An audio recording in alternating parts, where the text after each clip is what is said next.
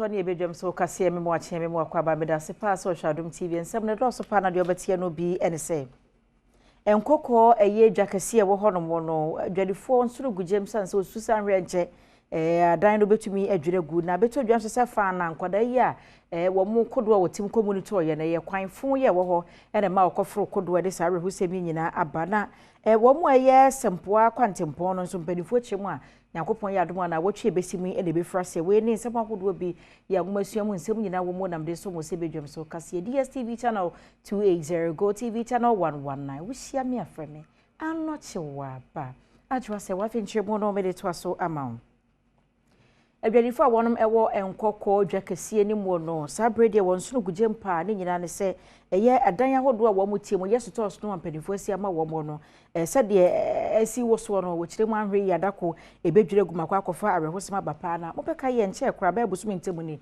ena adwane fa mframa kakraka fa ya chese pa so ko ye ma ebyanifo dodo no ano ehura japade epi na de akasi ho mpo no enhyeda nya papasa pa cho ya bro sam abubu wuti wasa abose adwiri abegu yeso ya pa cho yesra nkoko DC ani MP ya pa cho mbanya mame woni ntwe ma owu amansa hwada ba bia meti se ensu atade musuro ni abugu me so ya pa mo cho yesra ya ne to aba ne maamo eti adi kotodwa pa mo cho mo ma ya bai se ya wu a adan ya timi to aba mam eti ya pa mo cho mo ma ya ma masesa me niema ne nyina de akogu fie me ba na me di kakra ye den aba abegu ha nso di at the same time kura menye free kura ayepe na me yem hihye me anu asensu eto ne nyina na me dwene ho me se me ba no na me niema ne nyina fo ampa ye ni ba bia akwaye be ne de ya ma ye nidi enti yesere mo mu ne mpanifo ne nkasa no mu meye bibi mfa ho ma ye because certificate 260 na mo ba be ejene ye hu emfaso bia wo so sika na o mejeje no e de na mo de ye ma ye okuro yi mu omo nye bibi mfa edan yi hu ma ye we wo fa hanum se ya e ho ni nyina tutu stores e wa kire ha nyina omo ne ma nyina afọ ensuo ne to edan ne so apa ni nti no e so gu omo ne ma so e ho nyina yiri mo nye ma ya ansa mo ntwen ma edan yi nyiri nwu ya so mo obi nwu ansa no ma be gina ha be ka brofo akese e be yi ska mo siska no so ska wo ho take it 2 cities no amoje arehosemo a esie wo fa na wiaboma mpotemo honomo no obanfo bia won mutu wo hu gu sasu kasie ni mu edware do suko ekoyi nkwada no free efree so no ase no wo mu ne adom kasie atwetwe nkomo kyerese wo yi nkwada na nanka kwan a efree honomo ko bia ya resabia wo no eyi anka nkwada ni bibenya nkwana so esanse na kwan ni nyentire ne kakra ko kyere wo mu koduru ye na doctor fo kyerese wo mu akyere dodo enti nkwada na free mu no kyere mu a marse bedware wo honomo no wo ne wo mu enini ye kra Data enya brain say nkwala no dey na disaster, national disaster. First of all no akaye kwan we janka aka asem at least we will be able to rescue some of the kids because you know and yes yenya nkwala no bi no some of the majority of them no mo home ye bre wo krom ha papa ye ensuom ye ya jatum say ye wo ensuom enti ensuom na ye wo no ensese omo base ye nto abama wo omeya ye road mayen ome si school dan no omeya hospital say hospital wa anka nkwalai nkomo nwu omo ye defense emfa no na ena chi omo ye defense omo fa bigi bi nto so ne nkwala ntimi nko emra ne mfuso nye den emfa se china ma sebedwani wo wejagbawe abato mpesua so te na mensa editu dwase aban be ye de obetimi bi asebe yi a empontu akro yi hia no obetimi edi ama wo mo but anybody no ebia ya we have life jackets bia begu ha na ya ma wo education bi say wo mo man kwala ninja wo no mu ehwe ko no nti way forward ni say ya be shada ya ma wo anybody ya ma wo life jackets bi ama wo mo de atwa nso na ya educate wo mo nso a wo di na ya ni awufo no nso akasa oni nyina mu no wejabawe mensini krache Patrick Kumo enso ebebi a odi hyehyeye bi a mensini panimfo aye ede beboa omanfo etudwa. But also when you have to say, baby, they are not supposed to be there in the first place because your schemes as assembly, you don't have a scheme covering this place. Structures, none of them has permit. But because the place has already been encroached, I said, it was amenities yen free wage agba we na yen ko eye kwawu east mense no mu wapo ye mantam no emu na Adom kasia de betu dwa so manfa won e wo sempo potem ho no wo mo kwan nya kora antie ne wo susan se akwanto ne adwade ho nsem enkoyie na bride nsem de betu dwa no betu dwa se mrahye bedwane ye wo ho no ne aba na musi na keka mo abom a wo kyese ene magu akwan so pa na wotwe besimi sa kwan no mpadifo bi frase aye amoko wa manfo eni abre ho den eye ya Tinkran junction to Simpoa se nim se Simpoa ekwan eye kwan ho ya kese pa na me kan se da MP akomaso san da ban yi akomaso nti ayeto na mo bebre wo ho a edu achi bo gide se na wotwi kone na wotwi di animu no yebe hu se contractor de mfidie abakwan so a oba be adwuma so kokora de agukuta from your Tinkran junction de akosi Simpoa enti yebe se to manfo no ntwom akoma entom yem enya de ye twom agya yenim se akwan ne ho hia pa sanse ma me no mo efin kran ko foridua kokko ne kumase ne ade nyina no ombadwa ho betonam ene ade de ko enkro ahoroso te kwan da akomaso pa se medika kan da mpia akomaso da ban akomaso da makomaso ya de ye di akire tu ho na mejina mpia na mu no mejina Ghana ban anamu asho manfo e wo sa ampotem wo mse nkuro wo kwan so no do so pa o ko bi de se brifanyem so do ya ase ne ya Tinkran atani ade nyina mi mse sa stretch no nkuro no edoso me show mo bokese se na wotwi ekore na wotwi di anim no ombe hu nsenchene e wo kwan wo mse contractor ba kwan so ha be hye adwumase Yemfrepo ye mantem ne nkofra mantem ni mu ye kwakogina mu ewo adaklu na dokpo DA primary school ye wo hodo no headmaster wo ho ne empirifo ahodo bi e ka bi wo mu se school ne de wo mu kuso a de kyerɛ ne adesua ekoso so nkoda dodo no aduase na wote a wo no mu esua ade na emma kwan ma sɛde adesua ne ade kyerɛ ho nsɛm wo se gina bra no enkoyie santi wo sere panimfo mesi school adan wo wi a nkonwa ne akande ahodo esefata no ompe bi ma wo. They have been trying to complete incompleted classroom, which is here. But as for now, we are not sure of what is going on. So what we are using as our classroom now is not a convenience for our students to learn so that they can pass well. So we are appealing to the government to help us so that they can complete our this incompleted classroom for us. Governor Kwame Agboadza aye mrahye bedwani a wogina ma won mu a wo adakulu abaton peso so woni ama ne boni etwetwe nkomo no ene wo kire botaye nti a wo see sa teachers quarters no ema school no.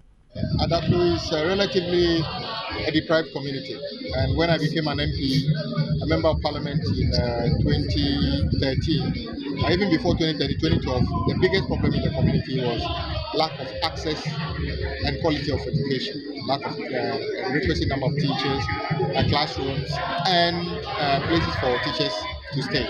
So we made a commitment that we will commit almost all our resources to improving education because we believe it's a human resource of Adaklu that will develop Adaklu. Jumadi Esronkwa kwaso wankra kropom ha say na we no na graphic stakeholders dialogue on sustainable natural resource management kwane ampanivo be faso asasa adwenu ahwe sede nyankopon na kyede a wode kye yensa simo no ye behwe na yabo ho ban na jamfaso ewo mu no yensa aka na Jumadi no ase na Ghana mampanyi his excellency na adodanko akufu adode nsamotu dwase kwan be faso abo ade a kyede ho ban na enya so mfaso no aban ne ye ne de ne nso ankra famu de nso ewo so obiaye. With all these resources, we should have been the richest continent in the world. The sad irony, however, is that Africa remains the poorest continent on the planet. Recent data from the World Bank shows that some 60% of the world's extreme poor live in sub-Saharan Africa, with most resource-rich countries on our continent being amongst the poorest in the world. Ɔsan de to dwa sɛ sɛnea ɔmanfoɔ etu agudie no aban no ɛyɛ nhyehyɛeɛ sɛnea bauxite ɛne ɛnadeɛ bi a yɛnyɛ ho adwuma ɛnwieɛ no ɔmanfoɔ ɛmfa ntu kwan ɛmfiri ɔman mu a. I assure you that we'll do whatever it takes to ensure that the exploitation and utilization of these green minerals are done not only in an environmentally sound manner, but also in a way that ensures optimal benefit to the people of Ghana. This we will never compromise. Indeed, by Section 28 of the GIADEC law and Section 30 of the GISDEC law, the Minister for Lands and Natural Resources is empowered to make regulations to ensure that no bauxite or iron ore in their raw state is exported out of the country after 5 years of the coming into force of these laws.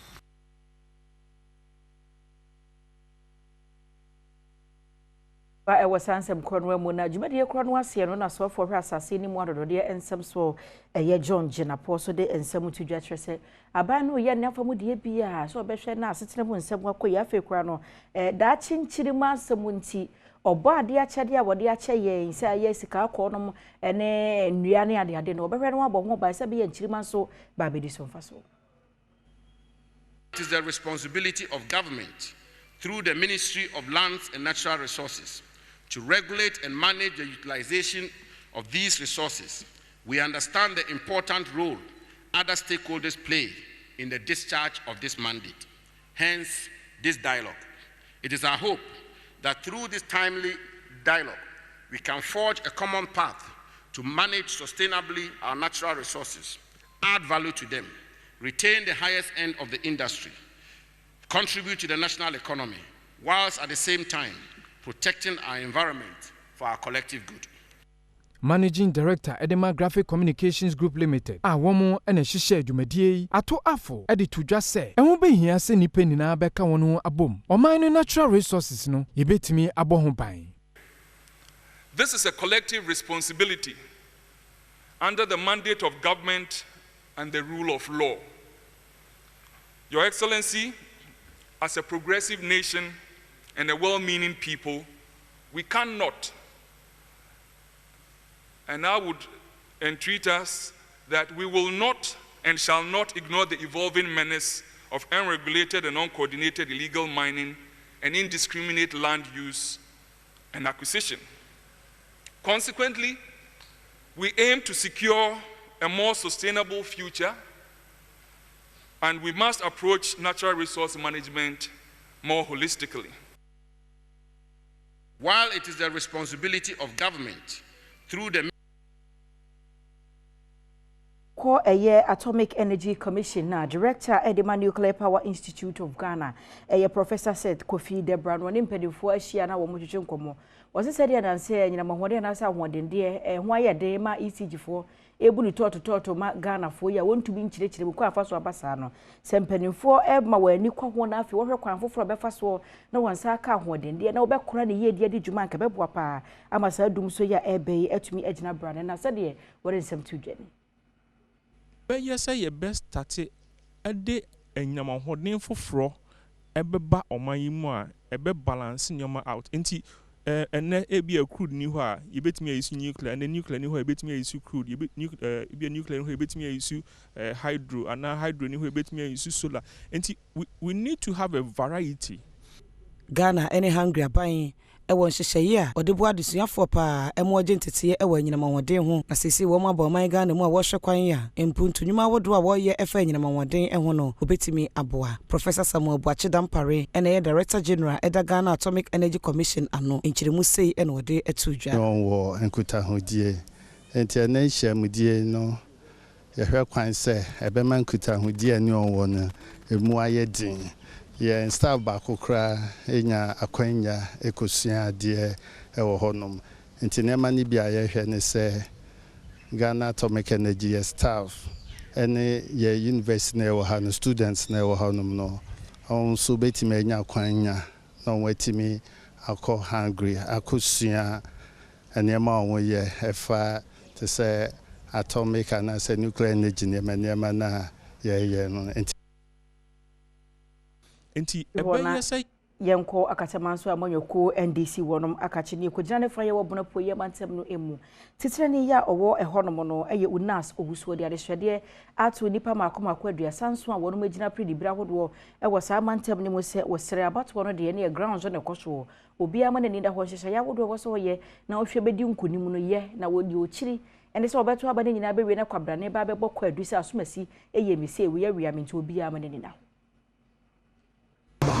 anya bebia ye nya nye police for bese eduonu ebaba ho abehwe se doma eba no edos no wo se ye se bebo bia ho ban se basa bi ko so ebehwe se bambofo no ebesi anu a enkofa oha obia emma bedwa obeya so den no yanka se party nti o ya de tia party ne hihye ya ebema okwan amana ye ebema police for kwan edwa kwa kusi ko abani wia ye ni aya ba bese because e bia na obeya de na de basa enu na ye nti bia be page an ho se o de basa be brenase Wakasa edifa womanfo a womo epese womanfo koto omso aba emo komra hyebedwam anamo a womo etu ede ye campaigns ahodo no wodi tudwa se woma yade pa se anamo a womo tu no ye ene basabasa yo bia enko so sa so mo she womo pro ase yente basabasa bia ena yente kasetie bia egusu edi ne hini kasa kire ne manfo se di entiase ye be ye adwuma na obeto amamo na saade na wo maye no aso ye nipa na akabret ye di bese nenan na brena so e be koso ni asre wo mo se wo mo hwe na futu aye di ma wo mo emu so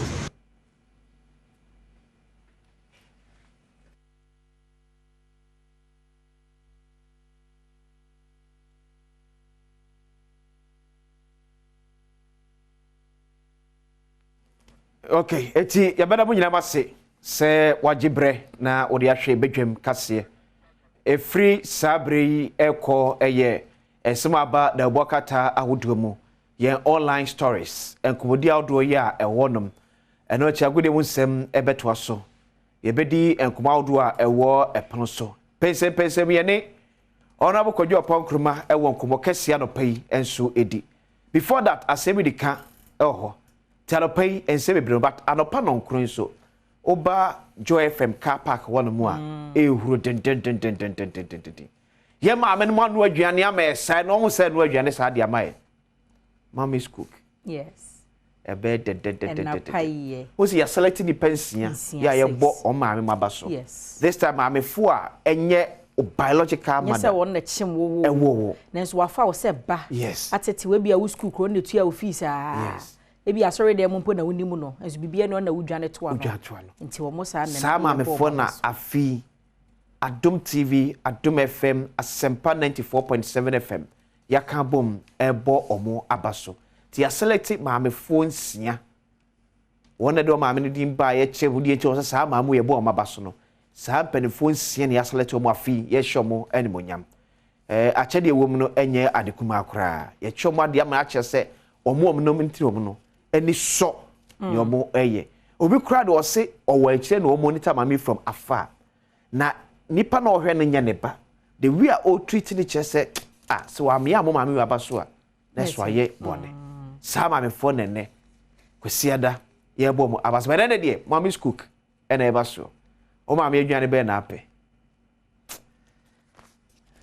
tu mami de he na ope imam de ade a onim se me pe me fufu ene me light soup me no ya na me pe kotodwe kakra no ama me prankotwe kakra yes de nchene wo mu no yes no ama me salmon kakra so am beef di aware the beef ne wende se makra ne gum na se eni no kama na nkruma wom phone so no ya ma munyemre kakra efa emame ompe kwa brefo de ele pusi brefo intimate udi ba ko mienu a no wa me ne bi enti me pese metimi edidi na medidi eyim bebe ko da boka ta ne so akọ online yehwe we emre se okay yes amba ko babiem na momfa enche hs kakra ya mo hunu mo tv ne so no nye boapayo momfa nche pa momfa nche why na ya ho adwuma wie de dese yate esi ekwamu anesa na ene happy birthday wishes nso Ayua, ne de mamini kan kranka. Yanka se nua nana ewoko. Denchempo. Inshira. Wo inshira 104.5 FM. And then birthday. Yeah, the shoe need the hey, na. Ono nana shoe. Birthday grandma. Birthday my lazy me. Kumasi fo nyina ye. Yes, and then the attacking any shoe need the aso ni shoe no. And now we call 4 pieces. Ja. Obesha se jacket nyina. Lala. Happy birthday. Enko manyame nhyira. No nyoke so mo akoma so ade emremu emfa emma. Oma no ensiw ye na nwie peyo emfa ma obra obo emu. So once again, na ukuda chembo of Insha 104.5 FM. Ukuma say happy birthday from Badwam University show all the okay. Stories number.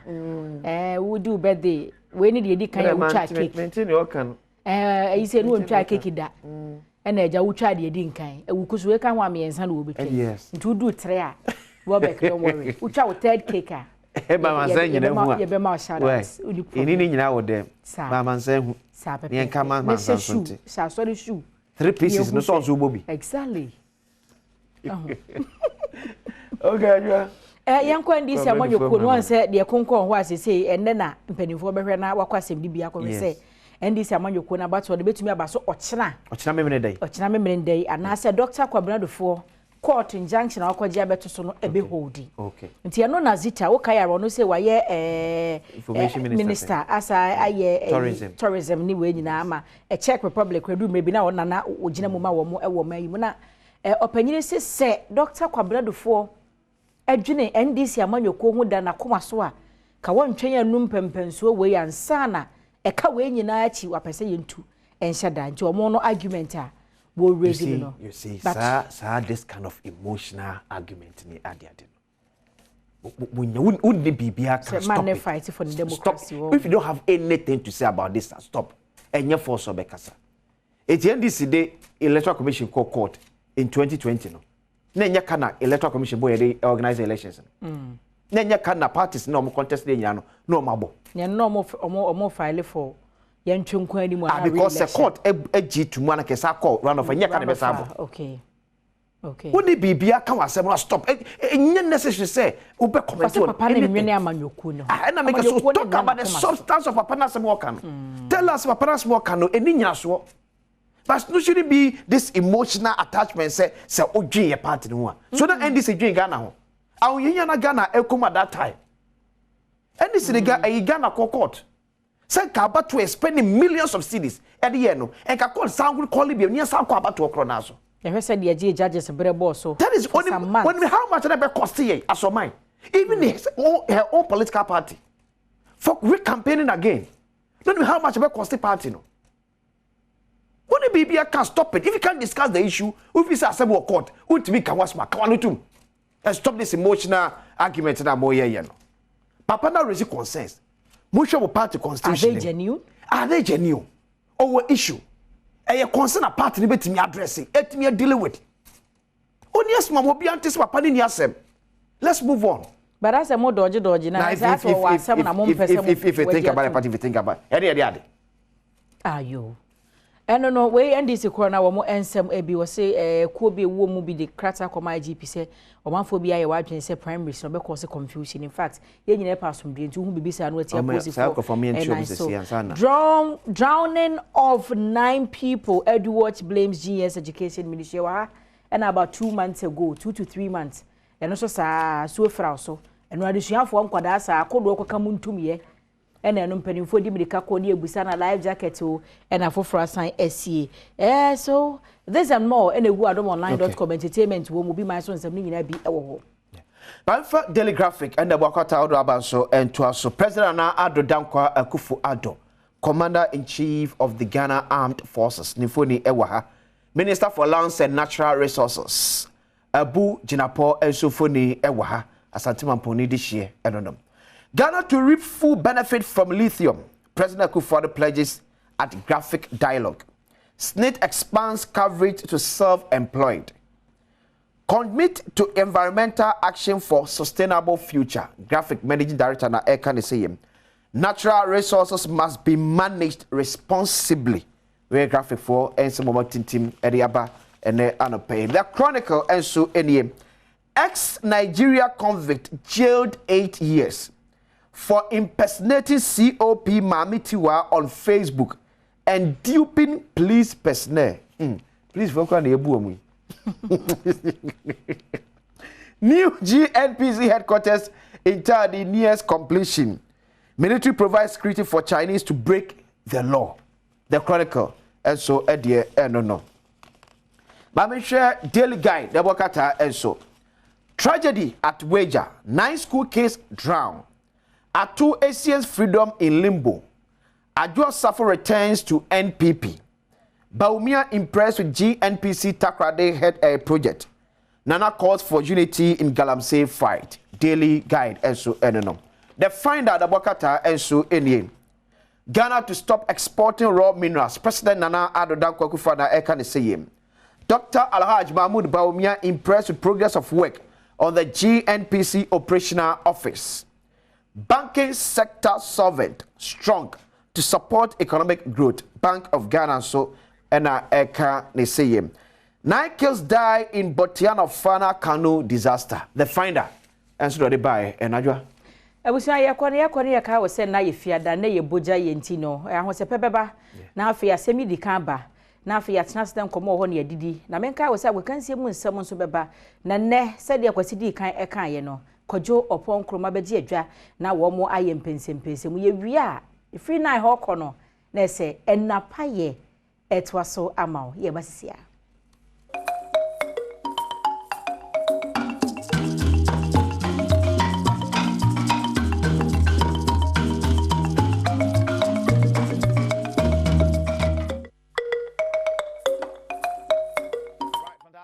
Fantastic morning. I was here, Rasso, Yanshan Sama.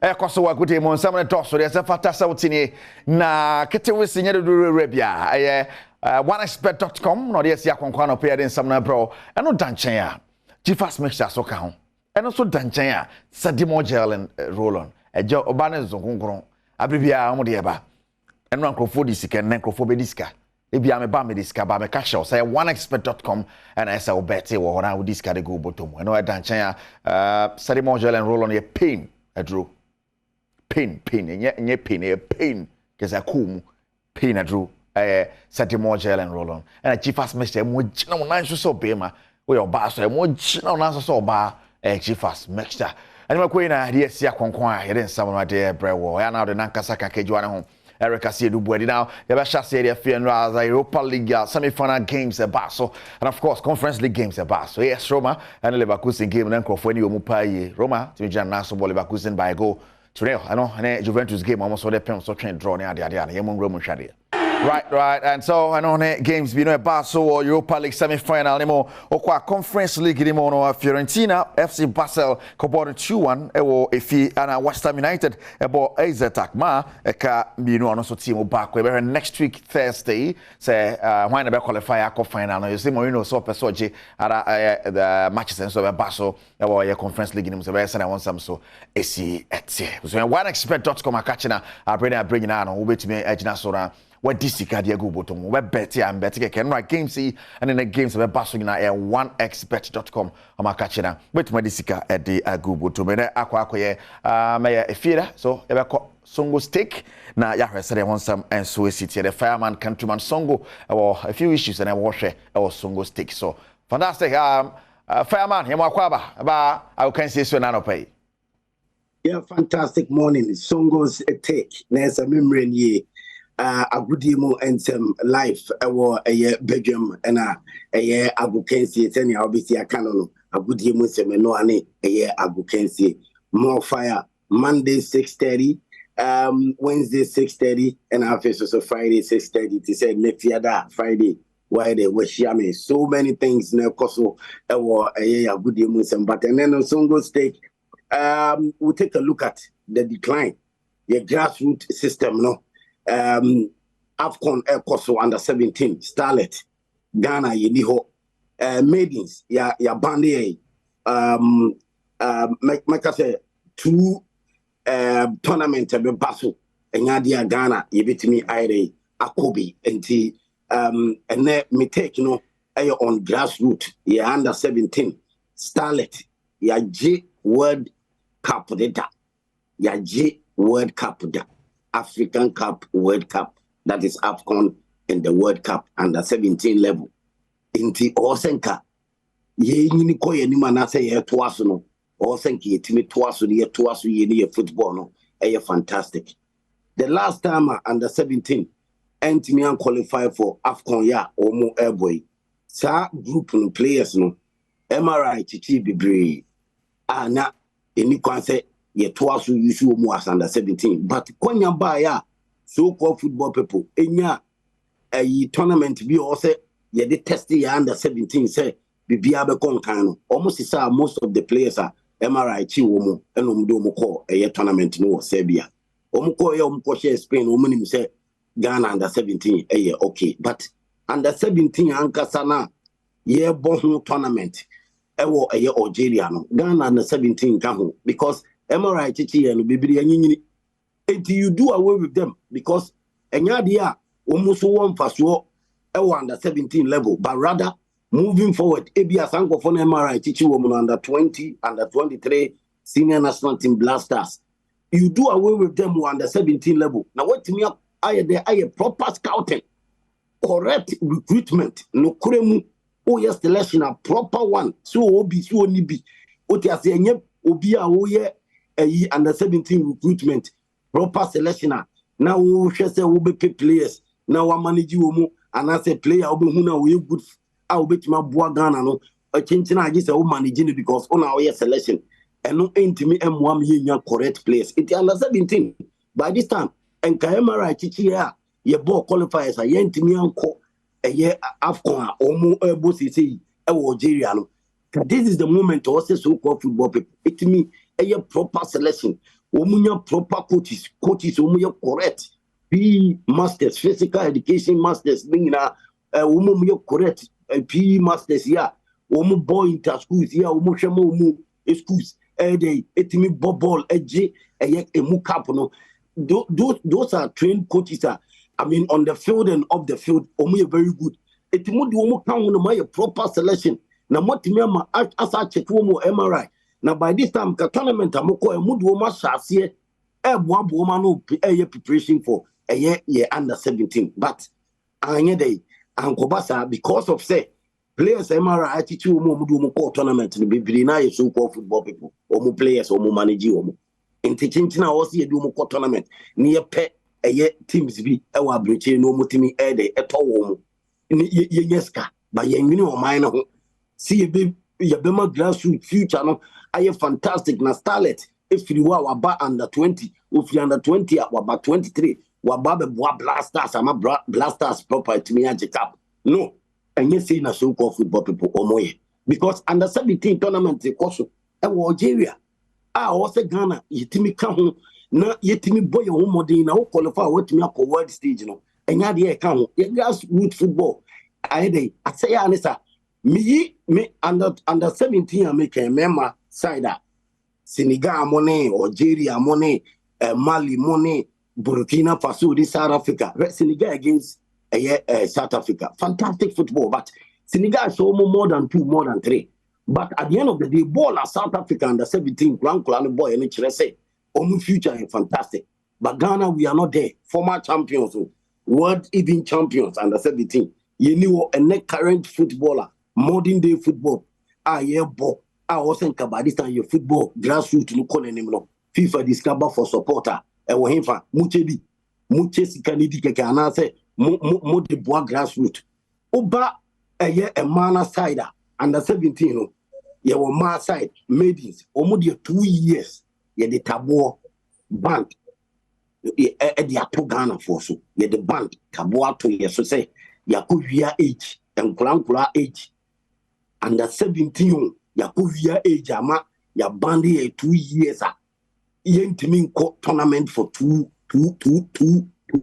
times and I say 2 years continuous yentimi qualifying tournament a man that 17 black maidens because you're paying for etimia shama forgery age forgery uma forgery age ama ya bandi we nyina Ghana for yet wo ye we nyina sports minister te wo no wo hwe so call football people e ko mo fa so de football ne eye we national team so national team a man under 17 black maidens ya bandi 2 years Ghana for man way Ghana for my gender minister o mu nyina mo way a man footballer or see a clock o mu ye FIFA discover or see a TV show ni di shemu ye ni eboa ni titi o mu grassroots black maidens no mo koko o man no a man football ya the tabo ya bandi 2 years a yentimi ko tournament and to aso say I'm na 17 a man ni via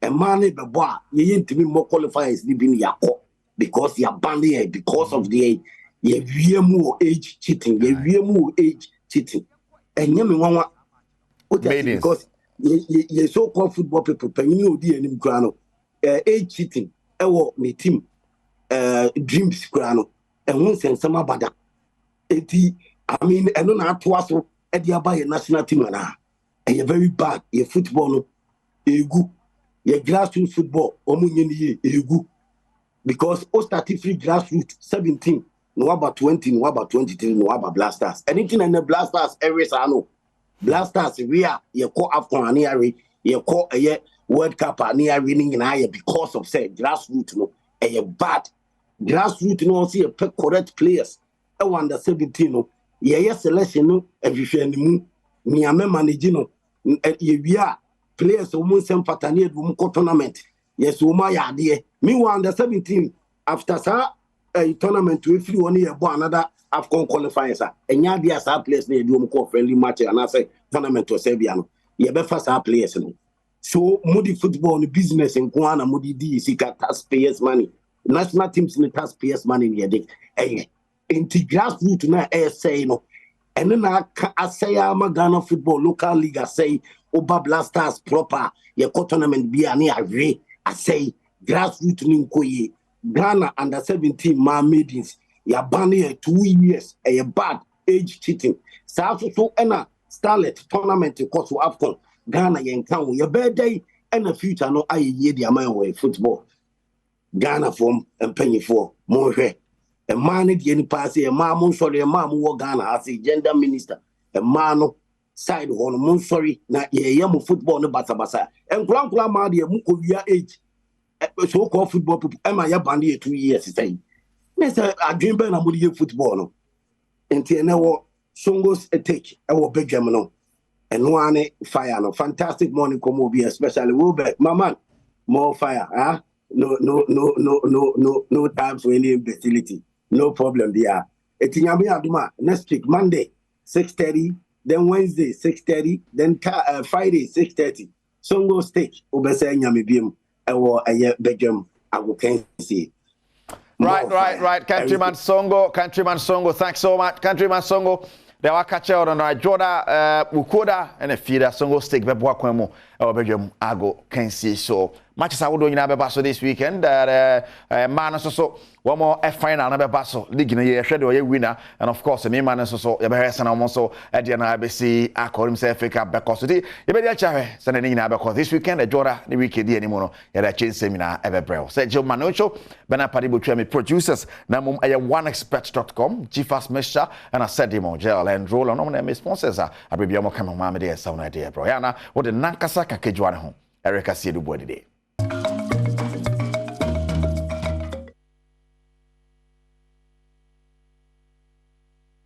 Usiami aframi. I'm not a waba. Ajwa sewa. Shaye wa Adom TV. Netie wa Adom FM. And semni nyayewia. Yabone bede. Ediegu adomonline.com. Uwia. Na wo follow yem. Our social media handles ni nyinaso. Eye Facebook, Twitter, Instagram, TikTok, and in YouTube.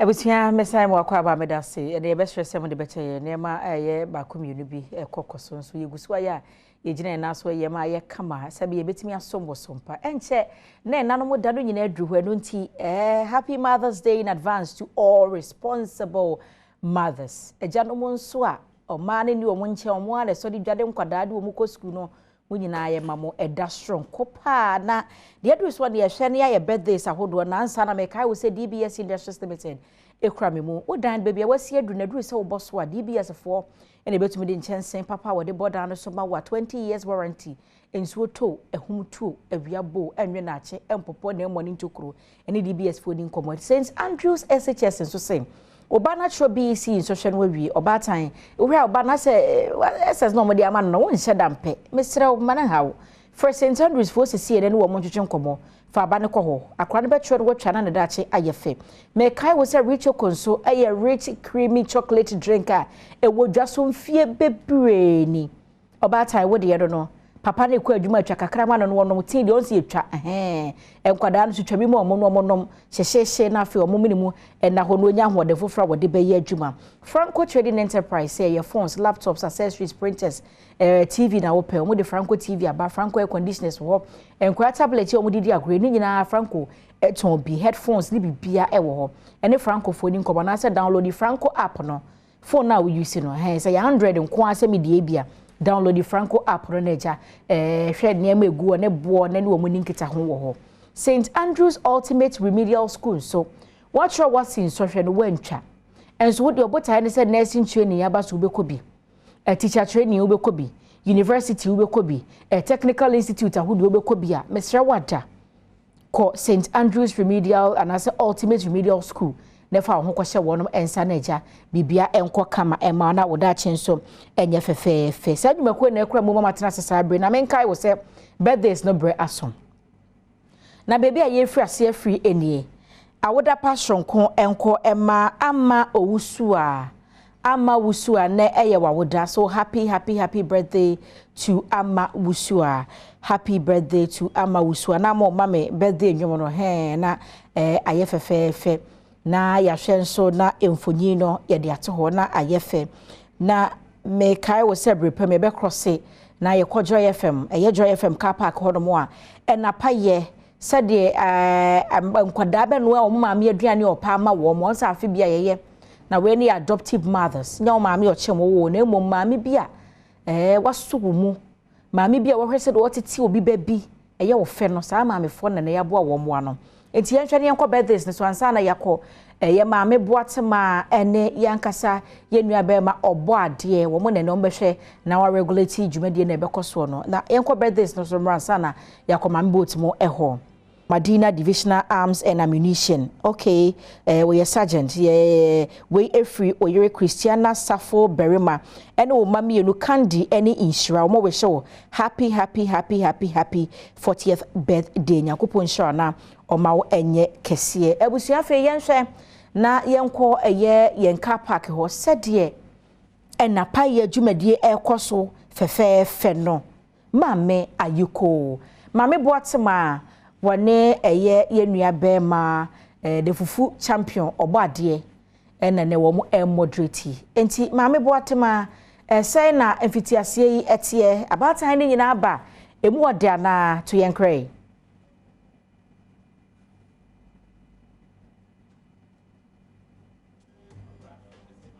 Papa na ale pay ma minzin kana mama he ni chief telefone nyinara no mama ho no ache ale pay good morning kase onkomo bibiara o Ghana ha de obiara we tune into Adom TV no pocho ya ho se pena no record no na emo ma asesa location kakra because represent man na bigina ha de no business day mame boatema the front door president for the Brothers and Sisters Association na baby amigina sisi alaze oye multimedia ha de oye fan of streets and mo way yen car park yi na nda no ya de na enwa kakra hwe mechire bu hu da wa tent o wa ha de ya dwumezi kasibi roba bokodo o wa ha de no ya badwumezi oye enapa ye mamefo no wa ya special dodo amamefo no wa de he na komado amamefo no za wo ye mahe no obro he na adwene he ntase do nti so odu de se ye celebrate celebrate one uncle Caesar no so they celebrate one na you celebrate one ye na za obokodo wa hade in your day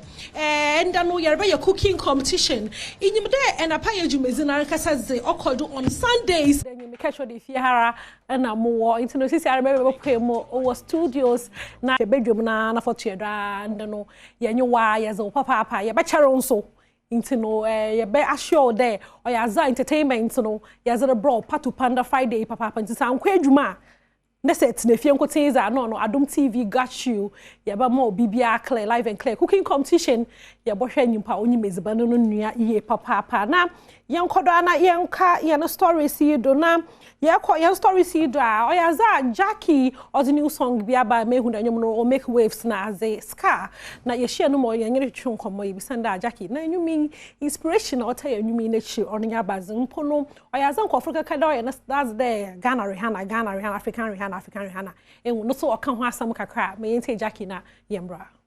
It reflects on both relationship and then everybody's personal life as that. And when I ask where do you draw the line, I'm asking people where their limits are in friendships, relationships, family. Where do you put a break and say, I'm not going to deal with this person anymore? So Ska is a very deep song. When I say Africans Rihanna, that's baby. How do you feel about this?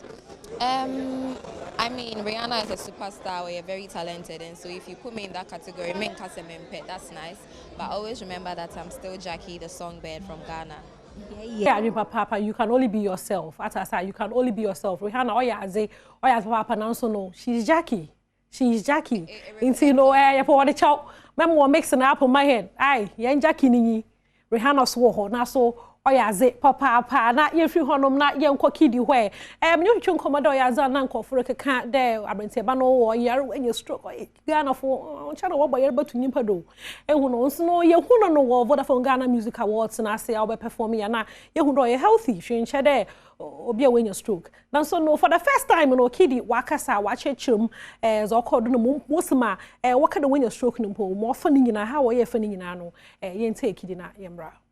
Like it was tough. It was such a tough moment. How did it impact your son? Like he goes to school and like they tell him his dad has a stroke. Like, come on.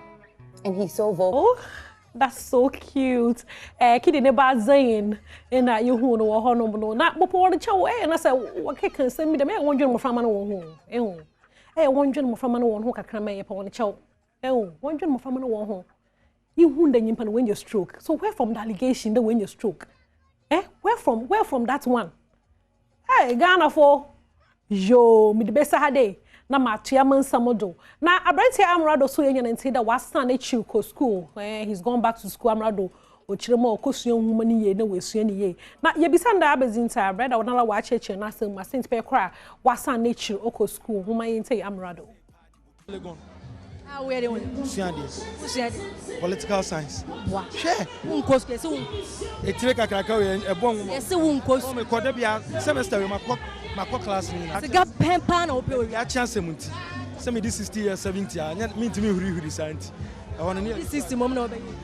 Oh, there be say on be investments, e be nya more knowledge I dey be tutu no but ye ntimi nkuta microphone on jump here and there so it's just nice say be so ade kakra na even panya no mpa music no kra me hear nim dia Chemdo ya zo ko sko but brother ya hwehwe mo wachire clock am nye kwame oboade de fufu general ye be hwiem wo car park honom na ya kwakọ testings banano ya nyu won be sha say most mo be ye wo hwehwe bibiara no ye wo ho mara wo inspection officer make sure that wo hwehwe bibia wa ye bibia clear wo honom wanu ezibano kakra kanala mo biala wa chele ye becheche ye becheche ya ba icha fine mama camera funi nyina ebi to biara also masan na pe biara mpochi huma hye mo car park hono wo be 11 hono man a mo hwe mo kakra na mza mo mbacho mo small so mo bada amka bibia be fine atasa izini ya mame boate ma wo se padu mezidu nyi na nyame ya doma ejoda ye botu ye do inti no mamufo se hade ye na hye me biom 9 o'clock wo and apa ya jumezindo cooking competition na say obey sewa.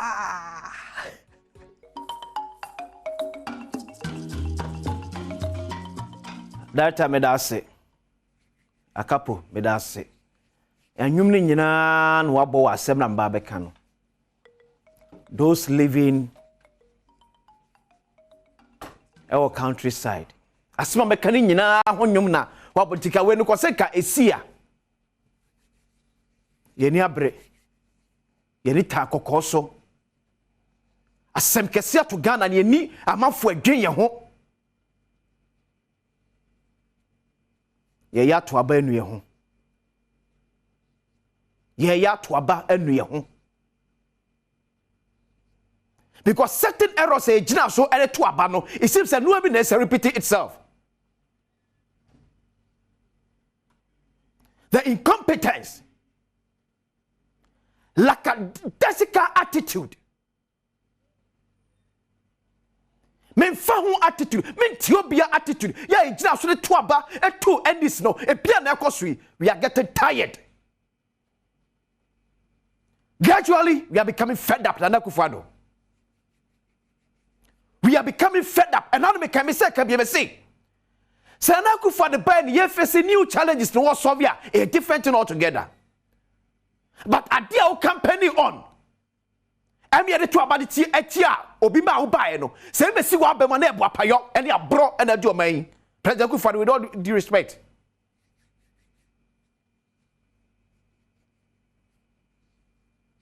As for man management at GSM.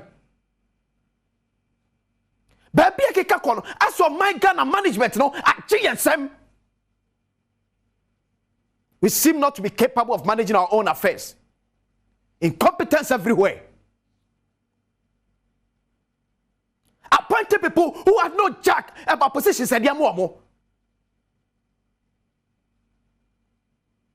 No betu man penny phone swada. Wayemre say come. So the kremo ye diamano. Among for one another for the bemu, it looks as if they do not free baby how to make money. Nothing matters to them again. Mami sure they be what? And now wager. Ye mofra vabese do o mawukwa. Nyame fa kwara ne krasie. Awofo abusuafo a jump for near the four, whom ye in shedding. And more frank, or money any that's why you're dashing, or be incompetence, or be carelessness. They couldn't live to fulfill their destiny.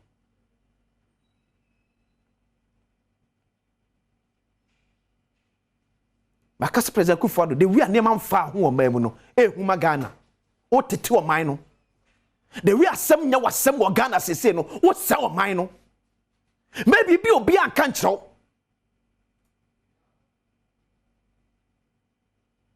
The way near man nya was some say or memono, President Kufuor won't say Ghana.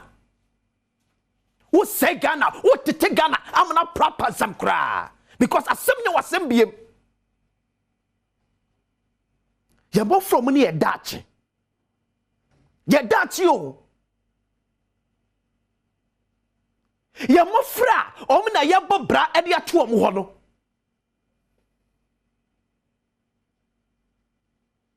ene hwe ne yom kwadate kudo so ene ko school ena enye pani bia so asem se how save na kudo na kora ne kwate so no kora no etie enkwada beburu be se enkono ewu omo kola na wu because President Kufuor da pow obisa abanam sini wo baby a of nani ni nachi o kan ni pakon asem President Kufuor da enye na sem on test to go be enu abe ma power simesi mi wo gidi obentimu eti so be ni yeo so onye ni yeo emfa President Kufuor do ho mampani esana wutwa to wo no ehu se yenti obia enyum na body check your mama no wo de o sek ye bon wo dem yes President Kufuor sa yenti obia anyum no o se ye bon wo dem na no yire Rebecca mo de sa because ba bia mo de Ghana aba bedru eno no mo nti obia asem nyem asem na ka kofobia wa pa mo to positions bi won mo a o se ke enyim ni mi kwa ke be ka kire but what ton positions ni am ankrofo what turning coat no so what jisika o de achọ monye o de okọ na ye ni afan wa nye ni ye afan baby assembly si ye no ye wo canoes and a boat best we come 200 emu tutu na omni life jacket one na check you one na check you abanam si no way ena mu se ona mutina mensa woni na mo wonim na gu ase na amanfo be sa to aba ma bia mu a esomo a sa amanfo wo okwanso so be sa to aba wotina mensa na mo ka sei and the deputy minister of health we content boy we have one so president for the piano show and these are the people taking decisions for us abamono enya joko o ka obeti eche won tiase e na abamono enya school kwa e na enya school kwa eh yakwa ata imabe Ghana ya part na mensa deputy health minister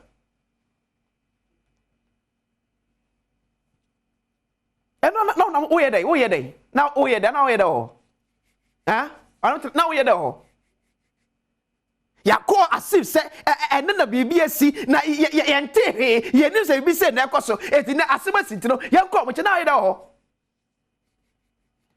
tina mensa betimi aka chem say this is the first one BBC esu constituency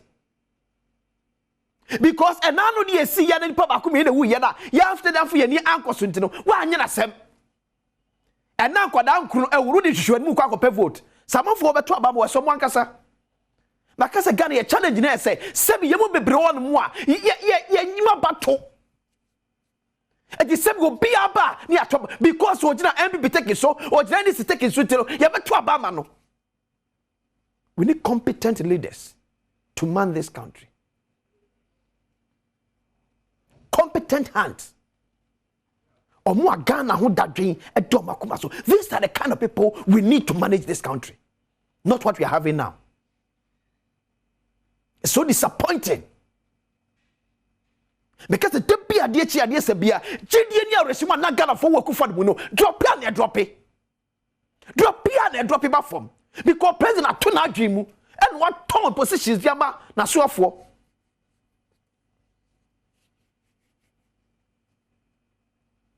Medo call Daily Graphic website match na wade bi match was em pen bonding and edu o man so pen fu edu o man so nyu o man ho ba bia story o mo trend this year brother jame this year I'm close to crime for free one March 18th 2023 me fa Daily Graphic because o mamu nyina tipo kese pa ene ho at least 5 people dead in Adom boat disaster at least 5 people dead in Adom boat disaster in fact in March 2023 this year any pase wuye e wo like voter na nkwada miesa eka ho this year. What's the action plan? And I'm telling for me, some more. Yeah, Mobusia phone Kamuntina and Kamunana. I know you wicked, sir. Say, Wabana Sydney, 80 men sleeping. Obey the boat to Yajuma. Boat will be Yajuma. I want to share at that home. Won't be funny part from one end to the other. Also, in your life jacket. Also, in your Padudu, or say, a Timmy Effa. Enya MC who ni penti ombe wo mungu in fact the make to say a see in March 2023 this year like voter there no now se could run for a nipa 50 and for nipa 100 na pen for na hweso no and na up to na asem na wu et nipa eto mu man kwada me nsere wi no omo wu kwa because ya pampa fu a omo nyi nipa ho Pelfo yankase ya to abade amom no yakopa pelfo a omo nwi nipa ho omo nwi nipa ho sei me se yakofo da ba bia na ba bedu no se mini se bi ko be se skani mu be benefit na o me ho sikadie no mate asiso tini abana msini bi eye ne mini se bi eye se sikani ma direct be benefit na enye na sem Sana koso most of the ministers and Akufo-Addo, most of the appointees, she said, "Biom no madua kwakwesi no." Because what we say the president now power no na ni so. President no na ni ne so. And Mr. President said national security for no konam kana pa na pamfo. And 2 for year or show radio ni TV. Yes. Tie honum. Because we be a kanapa me kanchro. Ni enam so ma sa atwore tem ne asiye ni abrabrani no tell all there you and no bro fagase akese no yeah that's my bad so akenza na akọ na ni pawu Akufo-Addo banim kanapa banim fremoso pare manim asofo ni apamfo atwa Akufo-Addo ho emanim eto mewu omungu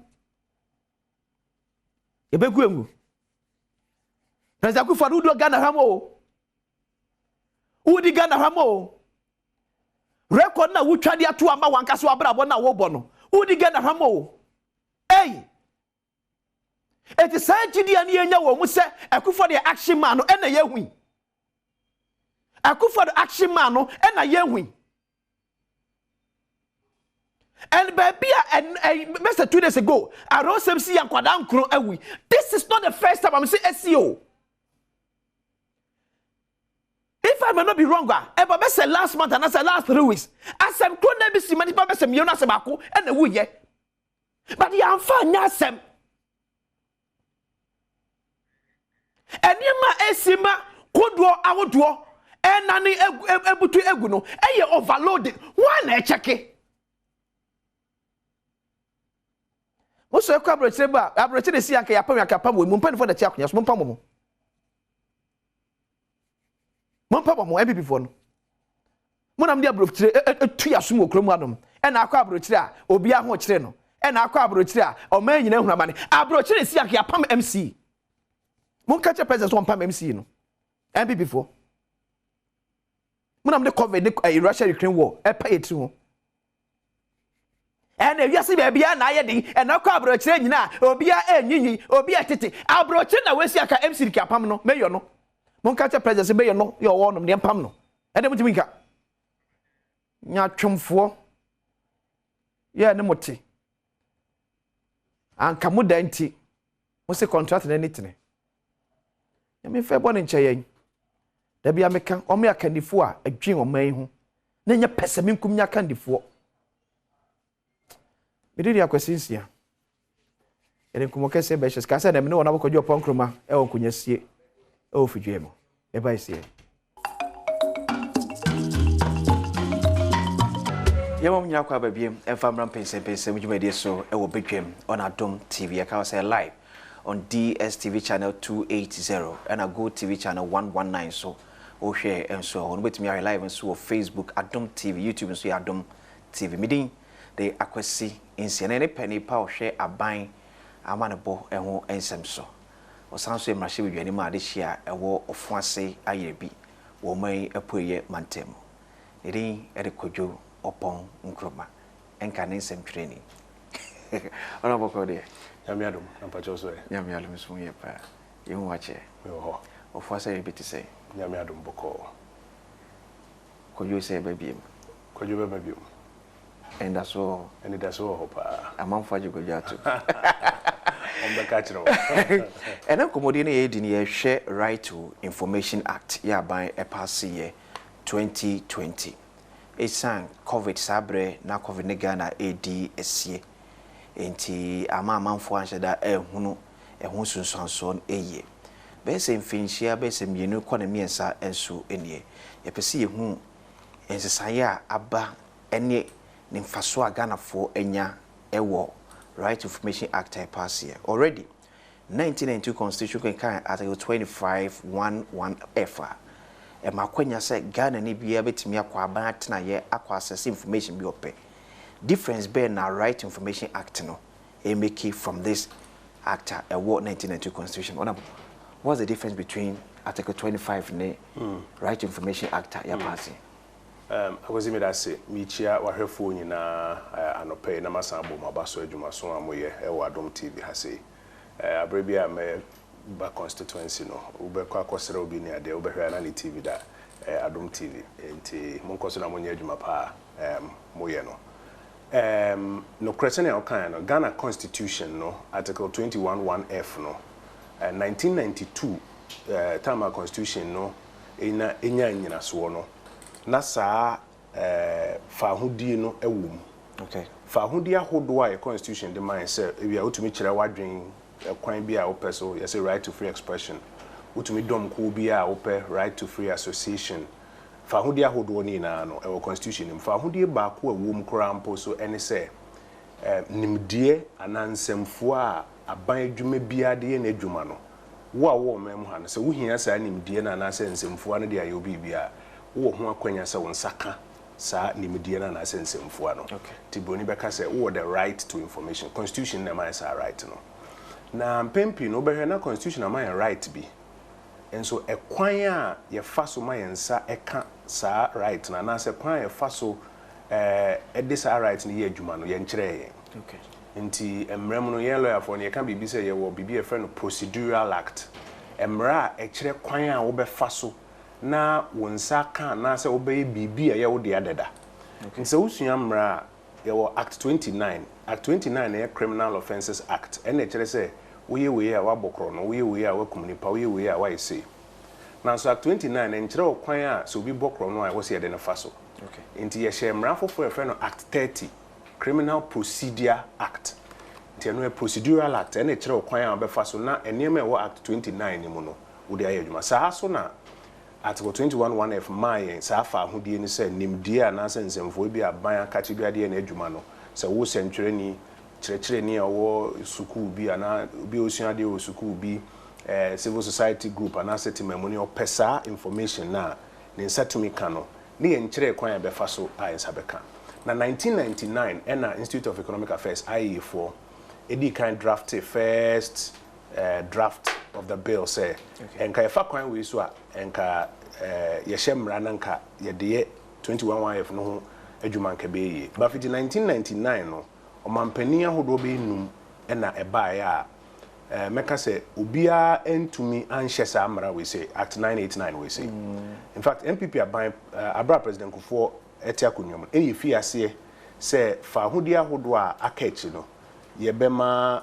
emu ada ho no obi ansa kan ti ubeka ya criminal libel law sabre no na nanado attorney general na o mampani go form an ko yi e free ho na nka ehwe nim se nka nanado be we ni 2008 election na nka ya to aso yantumi anya ne sa ti ye nyame ye adoma ye ba 2016 ya na o mampani nanado danko Akufo Addo se samra na aka no e wo se ye hye champani ampa 2019 eni tumi share samra ni wie ye ya ye de beto ni table so no eni daba ko eni 24 hours eno sign emebe ye mra na sene yo kan no 2020 no na covid inti no nyina ye twa ye ho ye ni so bri ye nkra deda enti na wo se fi ase de ne ma hodo gu akwan mu na mra na ye adwuma eno ne de ye adwuma ma fiti 2020 January besi sam pempenso yi se se mra na yitumi se tintim wa de ye adwuma di kan no mra no ewo fa ne se afanami ensa wo se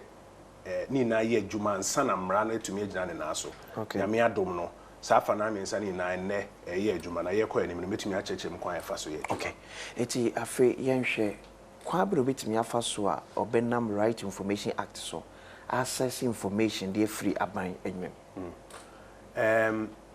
afanami ensa anase mamenka ne se fapem ensa emra ne gina so no ba ko ye ankora bia ohia information ti ebeka se demand se wo wan ko bisa information na unya bible kra se yemisa na yesabeka nti dikan no eye wono ma ebisa wo ma e demand for information no etosumi no eye supply of the information hwan na wo ko bisa information na odebema so wo ko bisa wrong person on fema ti hwan ne ebehwe se wo ba adwuma we mu a we ne afa ne se information officer ye training ne ya kire no na ono so atumi the information na ma ne supply side asa na etosumi ensa emra no wono ani police ni a ogina ho a friend Right to Information Commission ono di mra no ho police broni beka se regulator ogina emra no ho a wo hwe se wo akwasi wo ko bisa information a wo fa mra kwan so ne bisa ya na se baby akọ bisa information no omo de ma wo omo fa mra kwan so no omo de ama wa na so omo ka se information ye de ma wa nyi yi a emrano eta omachi ana se emrano enta omachi se wo so mo de na otwe mienu na de information ma wa o mo de ama wa na se yemfa ma enti emrano so woni police saa ne ma miensa wonyina na se saa fape miensa wonyina wo se ye adwuma nsa na emrano ye adwuma na ye Ministry of Information no fa ne se ye tesoro na ye hwese miensa ni na ye adwuma enti edi kan no me create the friend access to information division ewo information services department wa say na en kan divisions dada no ho a new division I create here and ye fa wonoma akọ school I wo nimde kakra wo sansem we ho ye training wom so far na ya fa nipa be ahasa ne aduo 320 and ye training wom nyina ena ye post wo makọ aban enyumaku ahodo a here information officer so wo adwuma no se so obi very information a wo behwe so be fa mrakwa so no ama ne saka aban enyumaku no yedi kan sisen ye ne wo be ahanum ene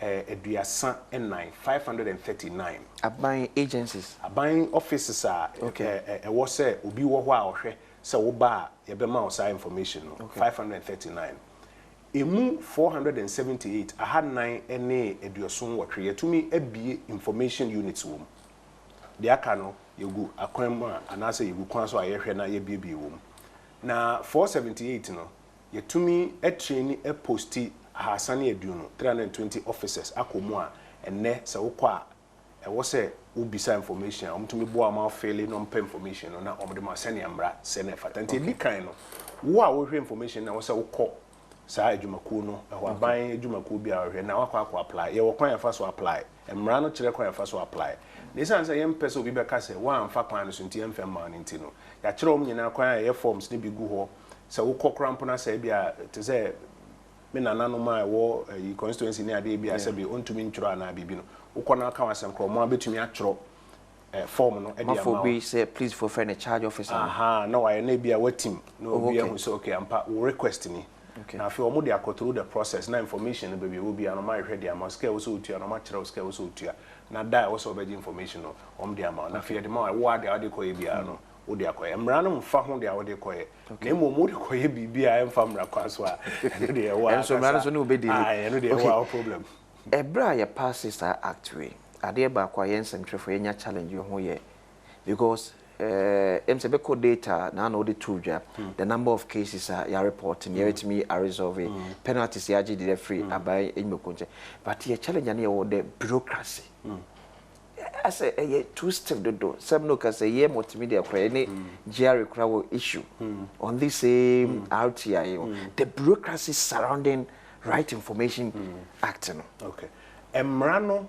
ni bureaucracy ni nke noso okay so ko apply I will say within 2 weeks adwumako ni you ano say ampa information a wo hwe na me wo okay metumi di amawo na bia ne boni because we apply no beka say bia opese print ma e bia beka say mfengu pen drop pen drive so ma e bia say yenye na air drop ma e bia say yen dan ne French mu ma e bia say yen kire mu otwi mu ma eno ye wo a wo request no say na open no nti wo request a information officer no na adwuma ne say within our team, you know, say Uyiwa no, say ampa information within 2 weeks. Within 2 weeks, 14 days. Say emra empacho, maminchemo, and yes, within 14 days also the information amount. Okay. Also within 14 days, Uyiwa no.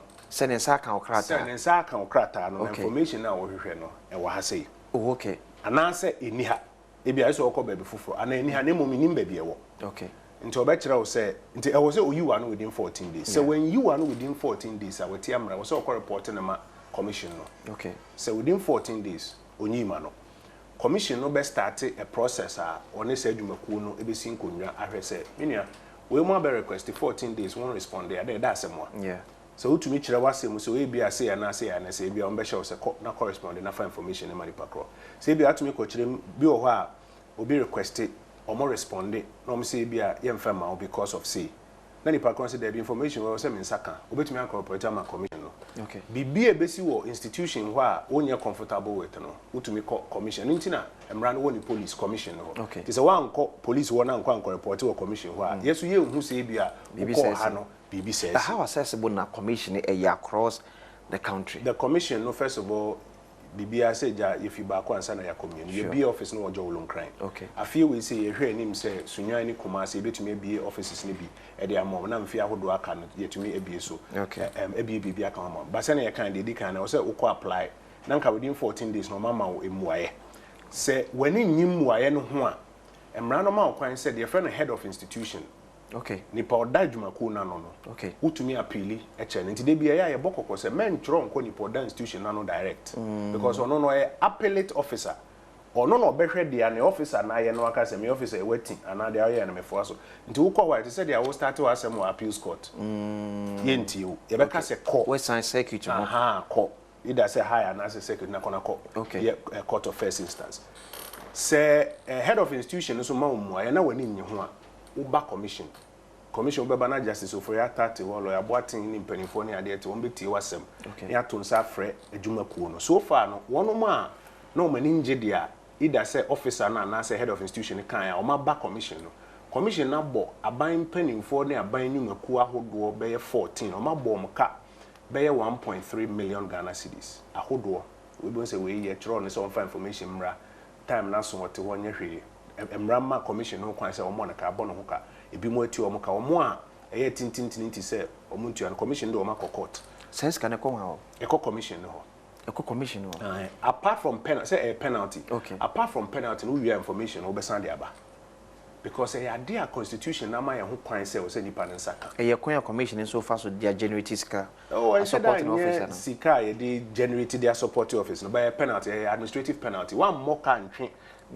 nipa na so a emra we say na tin wi ase nyina say one twe nipa so a bon say nkofo bebre all the information about no say me fema but say ye dodo adwentra memo democracy no ebe ye adwuma ye wo say nipa nya information no kore trodo na fi wetumi say oh asemi sa na hana no kore ne da anase wade we say nete no no so wetumi dey making decisions wetumi dey inform on the comments and the commentary ni ade nti one ye na wo say demand two information officers ahodo aye post ikono almost dodo na aye o madwuma ye compliance exercises ni ade nti wo say dodo na aye adwuma no kore say enye babia na ye nya information officer ko emra no man ho kwan say babia ye ni information officer no yetumi fo obi o wadwuma ko ni mu na ya kire ne mra no say so obi bebisa on fa mra ne nya adwuma but de ye hu ni say babia ye nkofo wo no eye adwuma babia what designate na ye na to sin kakra nti ye ni so ade hu ni say ye betumi enya akonya na ye train ye post more officers across all the public institutions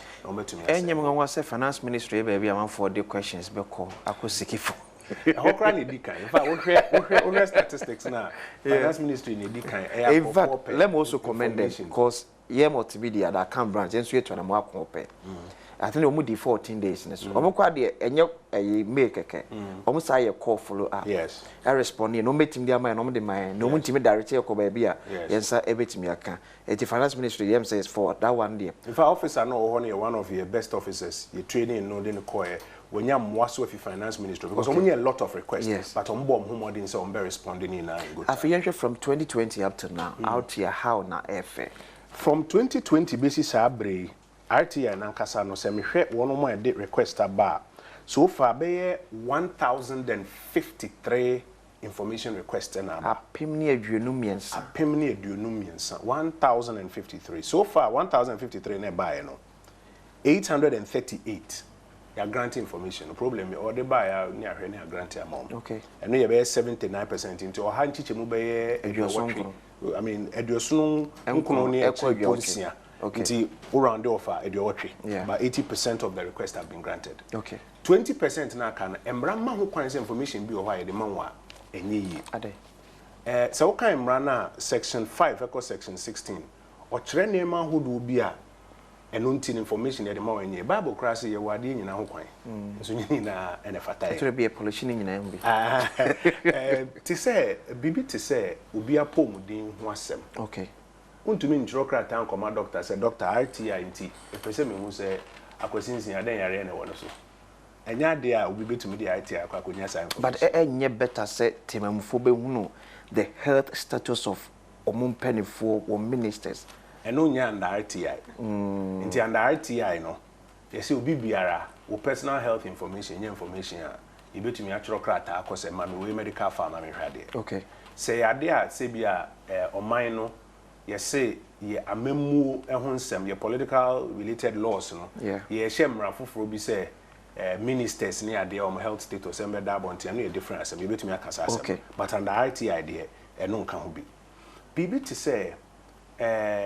adwenkyere a wadwumakuom ye adwendwen bibi ho say ye pa asem bi ni pomasi bre ye adwendwen ho decision making processes near according to decision making processes na mrane ma ho kwan say obi betumi abeje under IT ade nti amrane ye ne sa ne say sa wo ma ho kwan a e che say me na me kan sa ade na me mfenko na wo say ye mfenko ase ochina say minim say de ameka wo meeting dem ha say obi de bekwa akoto abonti under IT a frame meeting say obi anche na adwen obi be che na obi ankasa. Okay, so this one no more can about meetings, minute out of meetings. And I said decision making processes. Okay. And it's a institution because on firm because a part of decision making processes are on also the entire way a constitutive part of decision making process. But me somebody to me the final output of that decision. The final output of the decision. But say one I can't say yemfenko A and I say B no. La and I want to cast yemfenko su neke only at the end say no na 1 minute ni mo na wo copy of the minutes. Institution which me catch say a part of decision making processes intimate firm or cancer na say won't ase any problem. Okay. Ubetumi akọ commission akọ cancer the all can me ne nyadwen. Commission be free na commission age minutes no. Okay. No mahwe. So mo institution ya adwen be ka jo sampa de mo kan no kre. But Emrana stating clearly say yemfam out there certain commission cry. To me challenge. Oh, okay. Because say bia I say adwuma so send it no be mpese or the bema so be share that case we create part of decision making process so be na che say also what other but no tin amra no man commission no to betumi akọ commission ni say or say a part of decision making process but we be here part of decision making process commission be ka say no problem chief executive mo find information emre no more mahwe information no omo hwe na say part of decision making obeka just say we fit under decision making firma no minister enko we eche mo bi nko ka say as a commission no taking up the role of Supreme Court by interpreting an article of our constitution. They are not interpreting the article. Okay. Or more apply act. Article no crowd your a confer right no 21(1)(f) na confer right. And na act 989 actually inquire your first access article and say 14 days. I will say in fact say ade I affect enkwa any fa ho dia within 48 hours. I also more response. I also more anu ye say we there yewo to say bia BBSC affect enkwa any fa ho dia I was within 48 hours. In the act, no, they spell it how I bear no. Okay. Then information nankasa, and I say, you say, yem because of BB and I say, no man, and the Obeko commission, not commission. And I know they almost interpret your friend is saying constitution. Okay. It is so far no 1,053 requests now by yet to me I am 838. I hold on I can say I'm a kind. Okay. It be exempt. Obi o how the nasem by started cramp say ye hwemu no I say I didn't cramp meja because many information will be before. Oh, okay. Obi so ho a okoko apply for information in some kind 14 days na pa no be report to commission.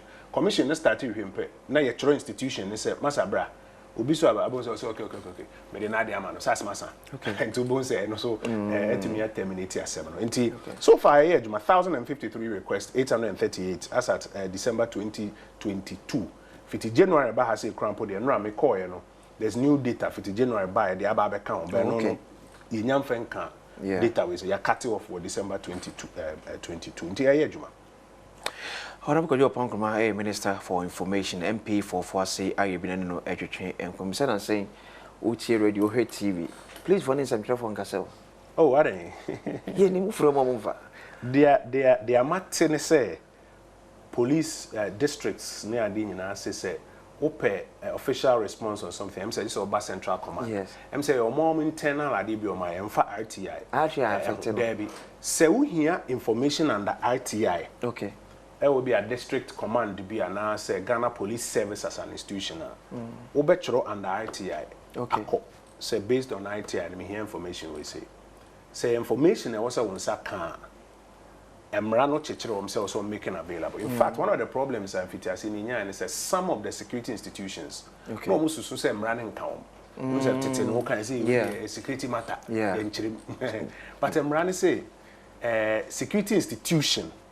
Emrano account because in your information are all in security information. Okay. The fact so a security institution interest information be or be a security related information. Enti account me tiva me akasa say ehun ko hia say metro attorney general say on ma legal opinion.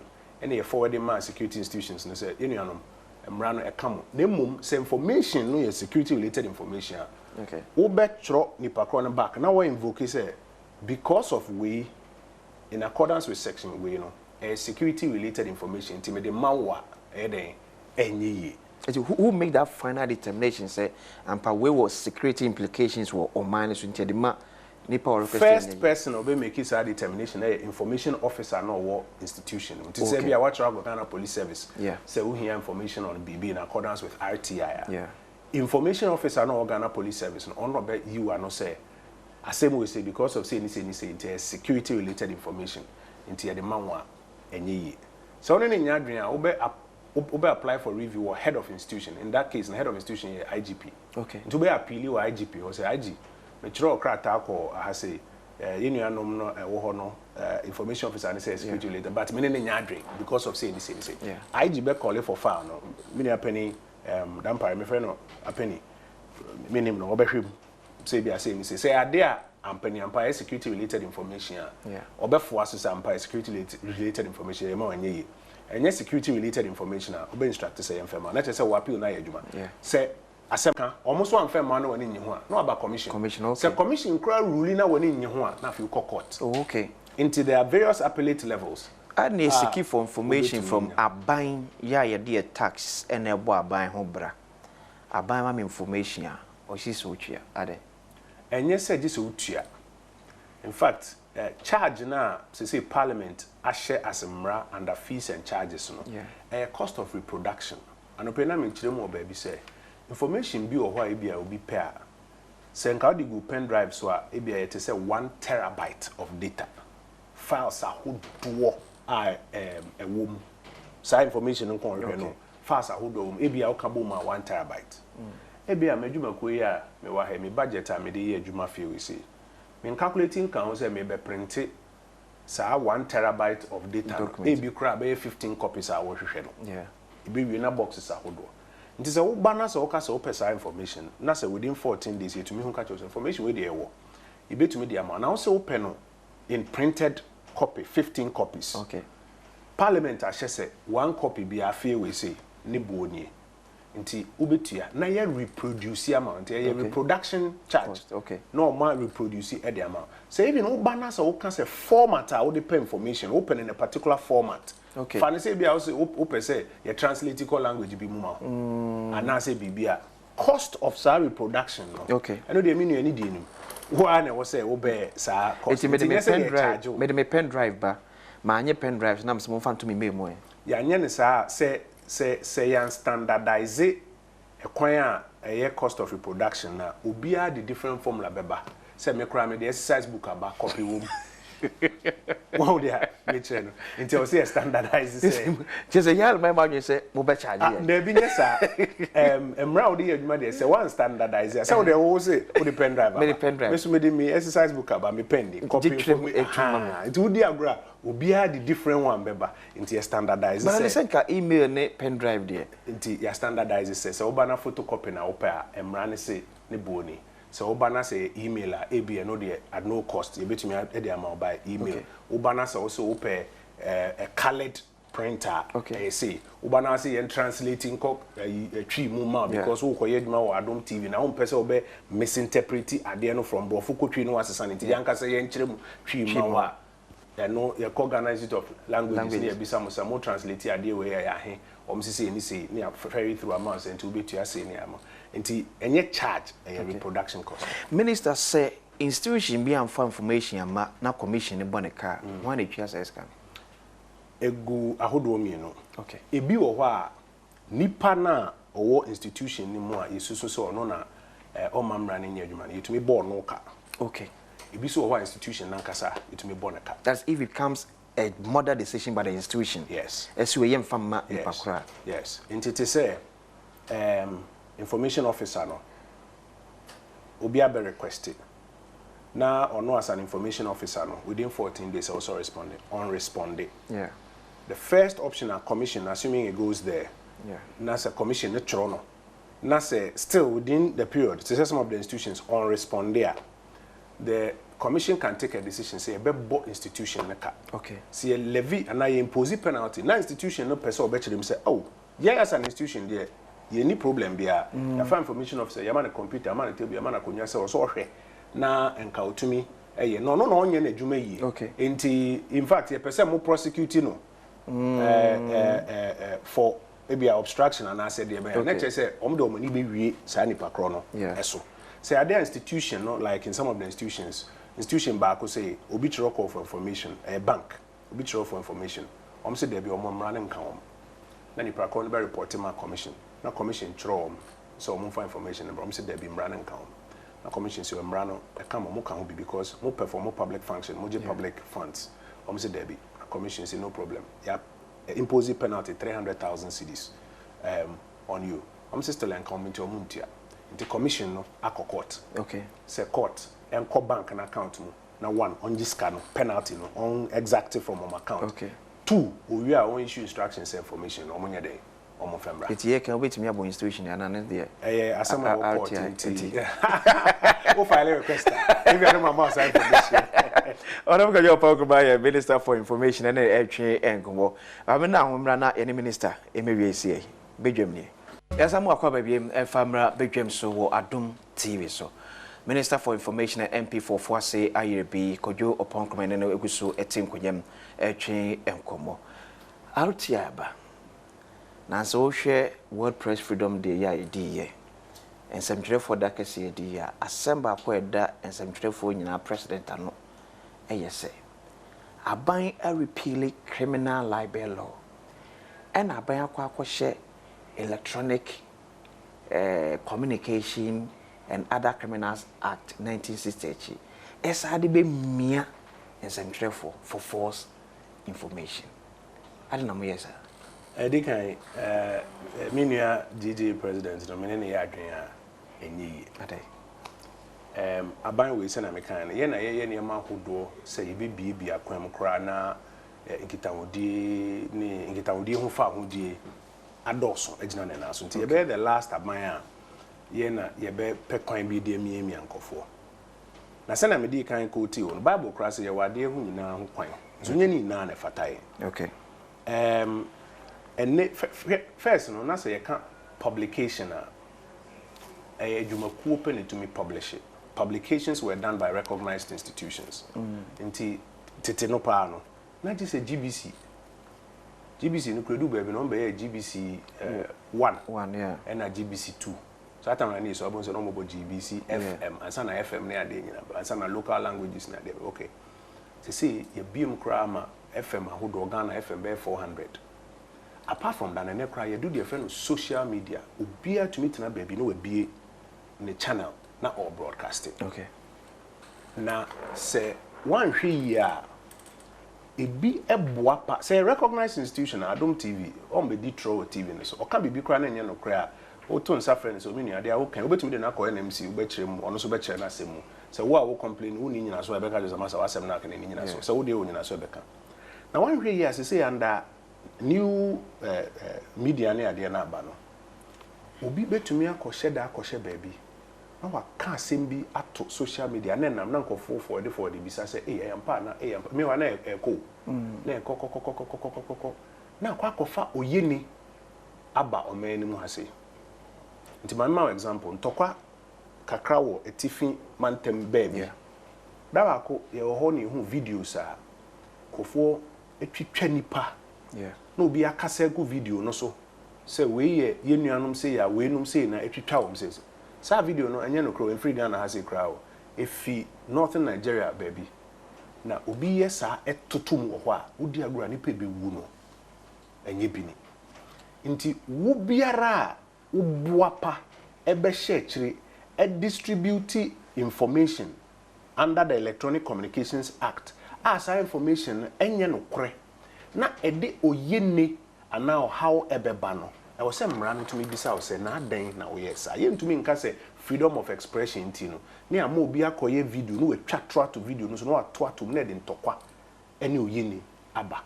Uti akwesi mean to me so obi kra catch me I mean ni say akwesi nsia asheda a video bi e di trauma dem. Nti wo say nya de wo so wore wo ho da. But nipa oboapa na oye saa de no e de akwakoto abonten no. Ono ene wo say ofi ase e wore. Nem say akom ni njiremu eye wo say e kiremu kakrama nipa ti ase say emra no wo century a wo ye wadwuma de mfa ho. So bi ekojina Accra Sports Stadium ye bobo why ma tizena nsenya kotoko match o Kumasi why ma no sheda the electronic communication ekotum say eja ato stand A na nkofo start to mrikafi ade ne besi Stampede May 9th besi ye ni ye ntumi nka say freedom of expression ti okay eni se mrano ni obi aka ho asem nti sa Electronic Communications Act ne section na a kasa about distributing false news no okay enya about central for about obi biara obekwa akọ publish information a ono ankasa onhwehwe mu hu se enokore na saa information no edi oyeni ana how be beba no ono na mra no ene ne bedi wa wonye including journalists nti wonye wadwen se obekwa akọ yesa woni problem wo problem only if why wadwen se wo information no won check ana se wo de biwe kwa because wo ko hu video bi se etwetwe nipa no bi a voice atoso say yes ye twetwa nipa wo ha say anase ha say na ye tribe we na ye na omu kum tribe we for na wo nye wadwen say wo behwehwem wo be ma correspondent wo say ayi kwaku je na check it sade we no kra na say enye no kra na wo de koto TV so say o me century ni o fa ho di nti ye de ye ka bi ate ne ye keka eho na mra no be fra say menua bra na say ade a wo ye enye sa na century adwuma ne enti no de enka obi afa ho di enche criminal libel law nyesa net no criminal libel law na enche da entisa in fact so go into the tenets of the criminal libel law once we defame nipa na say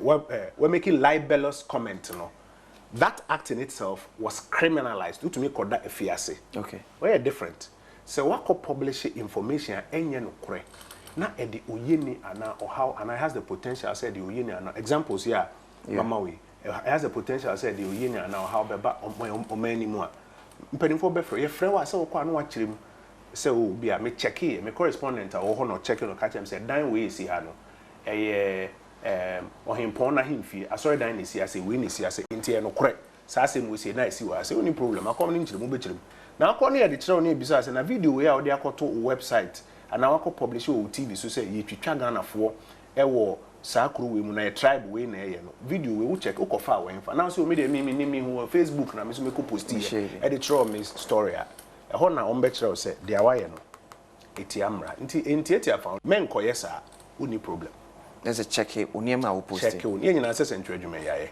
check it oniema o post and na the excuse o na me forward am obi abisa say is it true na any excuse what na won check here they are na broadcast we say me hu ade na me for dey ama broadcast say o mpa so be a wo check ma me say broadcast bi a wo ye bia no wo responsibility so wo platforms na nipa 300 or platform so okay na wo ko fa video nde beto so me bisa question the fact say we bisa question in say wo broadcast is no different from what na Adom TV na wo yi na wo bisa we audience na we no kra na say enye no kra nti aso de da so adwuma na na form sa minister onyuma dos mbeja mu akọ da be na efra ahoyehia mu ahoyehia no so obeka ya 1st July statement am issue ye no ye kire mu se aban e wo nhyehyɛ ya hodo a ye pese di fia wo hia no mu nhyehyɛ ya hodo no pillar ba ko ejina so ne se ye benya mmoa kakra fi IMF wo ho okay but any IMF mmoa na be solve your problem nyina okay no ye pillar ba ko e wo ye 1st July statement in balance of payment support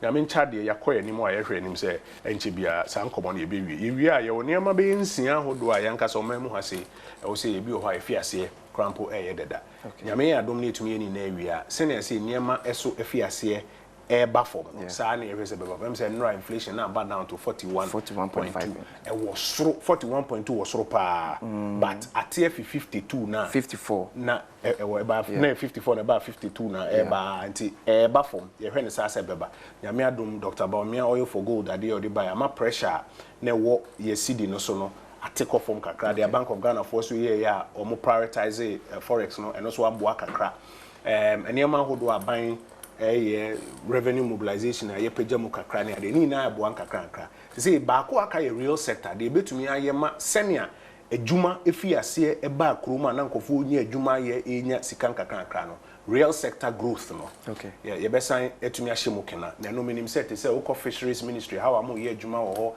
agrek brand mu ye adwuma wo ho ne ade no ni na ye hyehyɛ ni na wi ne de beto abonten a me wa hyehyɛ se nyina be hu kwan a ye be play wo mu a ahohihia no eso beti aban epesika through taxes edwedefo so mkodwa so a ye ntɔ ade aban de to ahodo na se gu amanfo so. How do we balance these two equations? Balance ne de going concern de bia ye hwehwɛ balance no ade a aban try adwedifo kasa ne ahwɛ ne ehun ba bia ɛwɔ sɛ ye disimi de bia me de ade ba akopɛ na hwɛ me de no bewie obako school a ebia oba obeka cho sɛ adesua na eden teacher for no so say oba no onsua de ye in then na de a ye de hwɛ terminal report no saka wo de toto nkwala nkae na wo classroom ho no ho a wo tumi sɛ bebe obo no ho modern ana sɛ obo no ho modern terminal report ba kwa ye de hwɛ eto ene sɛ ye adwuma fie ni na sika he ne ba aban akache okay ye frɛ no revenue to GDP ratio ana tax to GDP ratio okay Ghana ye de ye hanchiche mu dumiensa 13% of GDP ne kyerɛ sɛ nipa hodo ye adwuma nyina awie ye no emu hanchiche mu du enemy ensa pɛ ne ba aban ho. But what they toto the other classmates no ho I was saying by now no nka eduonu ene 25% and eba. That's the average. Average na 25%. Okay. Yen 13%. Teacher say akaya kakra. E kwan e be fa so na ye close sa gap no. No ne ade e was a brain abrebia ye hwe na ye enkomo a going concern enkomo ade bia ye di na me gidi say ye kɔ anim no. Titiriu say direct taxes no ye more na obi a o ye adwuma gi ne income kakra tua ne dia indirect taxes no ebetumi aba form kakra ho na wo se ma ye ni Ghana fo nya to so se afin kwa we de na ne ma gina kakra ma ne ma fiase emu go kakra na se na Bible kan no ye mmompa ye ma oman no ne oman mpanimfo ne oman animdifo anya me nkoso nso om dai pa na ne ma hodo a ye ma ne ma mu esane no yetumi aye ma ne sane ye ne saa o se bompa ye ma Israel di ye a uso be di ye ti ye bompa ye ma mpanimfo bompa ye ma oman no ya me so om dai pa na ye sane ne emam e sane a e bi kan Reverend Kojo Ponkoma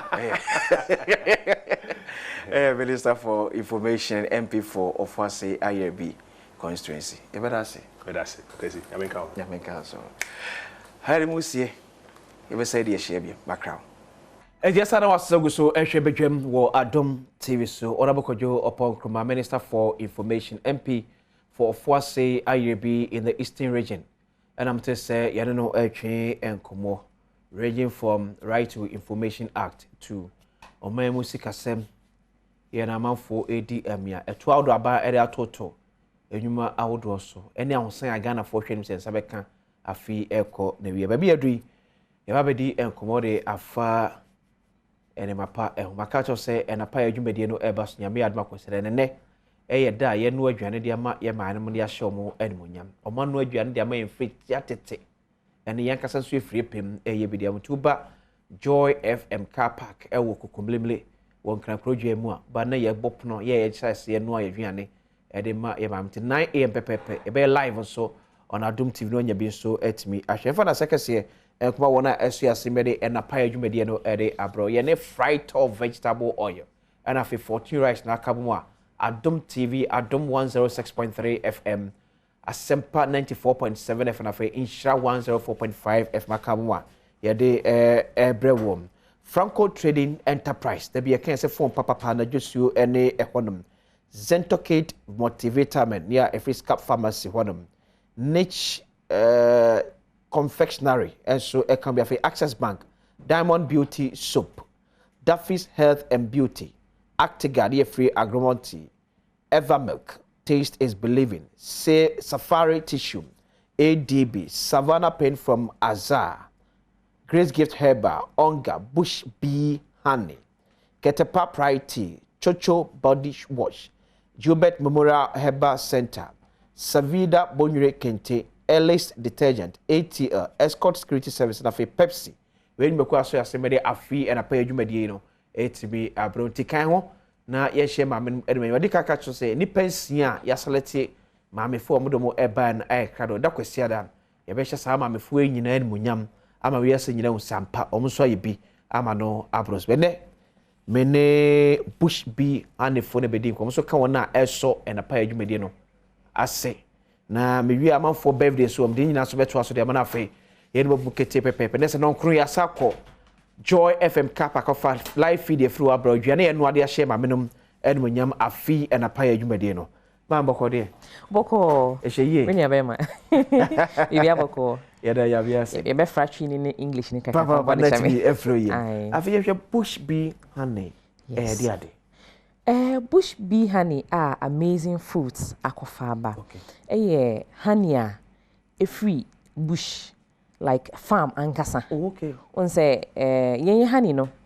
Yankasa na ye farm ye honey no. Yen fan free obi a ho yen contract obi a say corner koye and I say kwatete breme na me you know what is happening in the kind of system that we are in. Yankasa na ye farm. Na ya san a harvest bee no. Na ye diaba na ya ton ya package na ya ton inti all the processes ye nankasa yen contract obia e maninye enti na ye friend bush bee honey esan say yankasa na ye farm esan harvest e package eti ade aya tie free yankasa ye fu mu okay enye ne yakote aba e bibia be frafra ama fei taste esesa color esesa wo disi wo 1 2 3 na ya hyase ye bibi basa Sanet bush bee honey yankasa na farm esan say we because we think of the health of Ghanaians and everybody that would lay hands on our product we wouldn't want to compromise on quality na yankasa ye bibia osha right from the farm no sometimes when the products are coming from the farm to let's say the person who packaged before the final seller then to the consumer it goes through a lot of unhealthy processes. So we just avoided this by doing our own farming. Senebeya supervision ni bibia health wise ni wonim say oto bush bee honey you are safe. And your honey no so you fash color enfra. Most of the honey in the system, I'm not condemning anybody's product. But you fa color enfra. You fa sugar enfra because of edodwo. I'm for that because they want quantity, but we are not looking at quantity. Okay, all the color, ne sugar, ne fra. Yeah, so sometimes once honey be na eni asesa, eni nye. It doesn't even look like the honey ankasa. Yeah. Ye de ene ntesa, ye de ene enim eyetum. And the man who said, no, this is the right honey. Honey. Say, honey ni bo abo na eni asesa, aye very light. Usom krane atre krana o sana as in you said then I'm not condemning anybody's product, but me you ma pa me ye enemy product pa na me bo hu de ro. Okay. Afa ye hwe the benefits ye wom say obi akoto ewo na odie. Ye ma amam de omo pepa be na na mafo edie. Honey die mo den kakra de mai. What the nutritional values say wo honey mu a enti wo say ye me ani ekoso mo. Now, nutritional value need a be a massy, yena eja.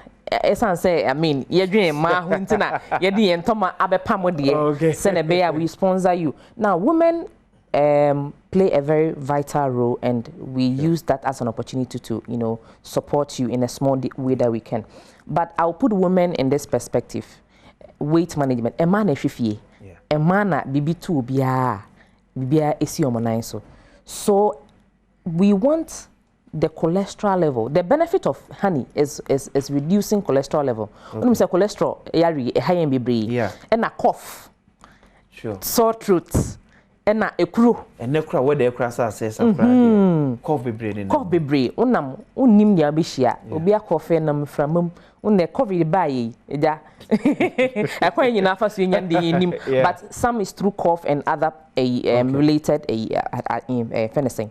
So what honey does is that a prevent like a cough or cougher. If you are somebody who is coughing, if you use the honey, if you pour a tablespoon of honey, mix it with warm water, it takes it off. If you have sore throat, minimum aye uncomfortable be a prevent sore throat. Udi hania. What weight management and bind it through and a here me pa weight management. Women say, I mean, we take a lot of protein, carbohydrates, And the balanced diets most of the time a problem. Emphasize and say you pedo draw. Ija beto begu 10 cedis. Me atonam 2 cedis.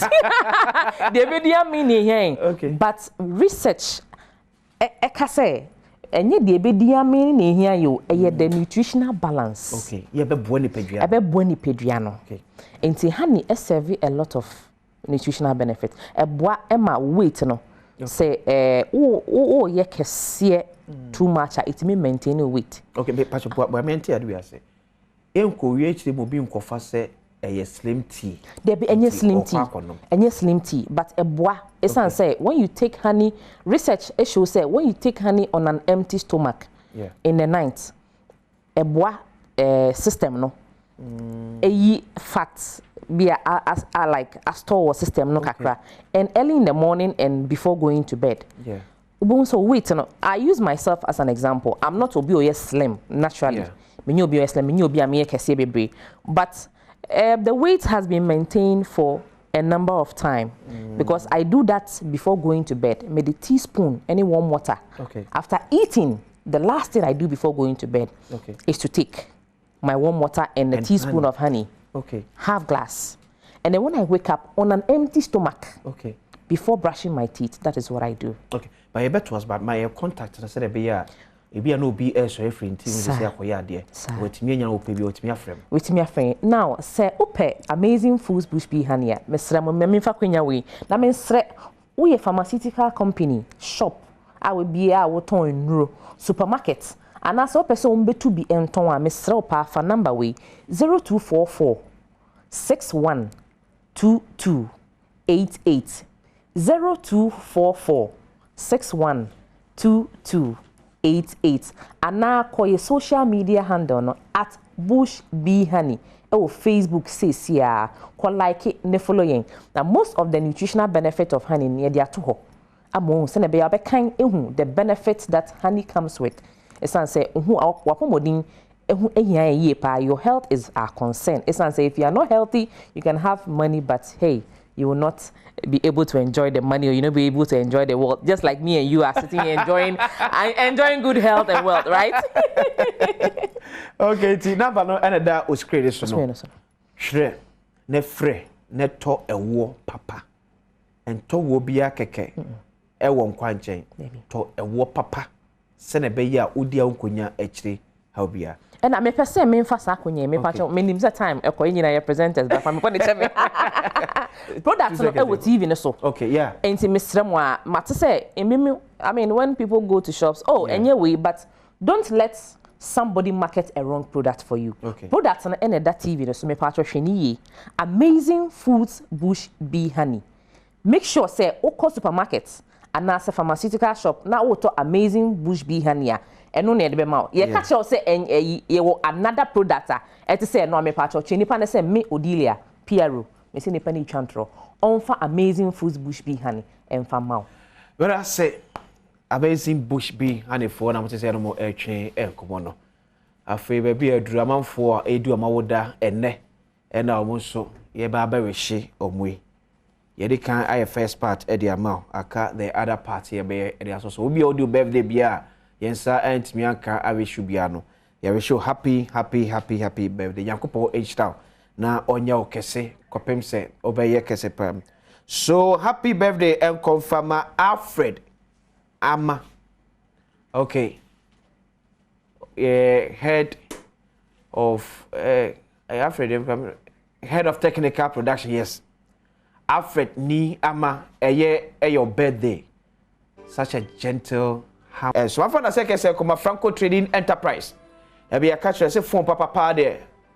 Na Jesio ene ehonum Franco Trading Enterprise o perfume papa beche edi amawa eye papa Franco na kache no enya no nko a say TV na op from 32 to 65 inches afone eche Franco Trading Enterprise say eye air conditioner op makacho say ne say ne yisi gifo atoto mon kan abo man kan abo aye din to to air conditioner wan to papa ye betwen kan ya ketua bia ubedi am ye pan to so esi kakra say umita no every this bam sa unya Franco air condition ene papa obiaja tum ere ma from was 0248 928 824 0248 928 824 Franco da before check da nya papa Franco number ye ma do bi number akoko mo slam so bi nya sa number de sa ma ba kire number akra ba frɛ ho papa Franco number there 0246 422 338 papa Franco number ni we esi ono aso direct to papa Franco nankasa 0246 422 338 0246 422 338 Franco Trading Enterprises still for papa efie and after now I'm the kind edema no patro no wasem enie Piwak Health Center omna kofa 3P garlic mixture e dey abadwaso maka so oba sese bubu nse ni kwasa wote yawo because obu nsa enye yade etu yo ba na bu nsa na sa wote akire yawo a wo hia edu papa beboa wo ayi yawo no afiro no kra de ama wo 3P garlic mixture eno ene eduro no 3P garlic mixture obu osme nsa ne me na ye tititi yende anas na chime anas nye nipa ena achew enye police ena achew unya 3P garlic mixture o blood level o sugar level e wo soro hypertension enu ADS here eye 3P garlic mixture Ghana pharmacy bia be kompia o sebeka bi ato na wo for the ekire okanshi coffee sam and King's Walk kumase so Danny Herba na fe Kolinak hoko abet sam Herba takra de so ko AA mensa so sebeka bi fe sunyane so Green Light Pharmacy so sebeka bi on frame 0248 928 824 0248 928 824 ne pen papam endudum etu ewo ehwadum safari tissue enso enie be se na COVID-19 ti obia ejai handkerchief eyusim eze wo pe eye handkerchief ya emu edu uyisu ya betimi atwatwena eno ane safari tissue tonketwa ne bi se betimi yusu ni kakrakra uyi pepe wonu ya no atwatwene enyi kwaso kofa handkerchief na pepe wonu ya osade ya show botom every sato osade handkerchief kro na asa kwapo wonu de bi ase kosi ko no osagina kwantia eba sade ya emwa unya safari tissue be se emu duro no eze handkerchief odi po onim so a entity enka wonim emonim so enye basa kama muton sa na no onim sa se wo bie restaurant wo choba ya ohia tissue dia soma wo a safari tissue na make for the amount 1 ne bo e wo from 2 edoso 3 ebeche e the amount o bia ba chana so the safari tissue S7 potim se ampa woni acti woni ebie pa pebito edwama bia abekobia no sa ebeka bi atom richo komisar no pe no na ebodi aguyebo ohia bi na timi aboama oni padwa timi agina so yakase koko na yede aye anonom de ye wo koko mu no ewo anim ye pato bi onom richo ko bi anya ahode mapa e de bo adwuma 10 so edwa bia no pa wo ko bia no hia richo ko na mekanfo e de amount zest consult ensu enima ka cho say enne o madaromenti Ghana this year over 2000 enya akonya esuade ebi cross scholarship e UK and US etu peso to kwan ekosuade o twira brofo enso hwe bi na otwa ne ye nkwande a zest consult de betimi abo se IELTS na pesa otwire S8 na fe GR na pesa otwire cause zest consult for akache o ajapade bi ya woton ana pesa oto ajapade bi ya fresh zest consult na omo emwa omna mane 0555 631 633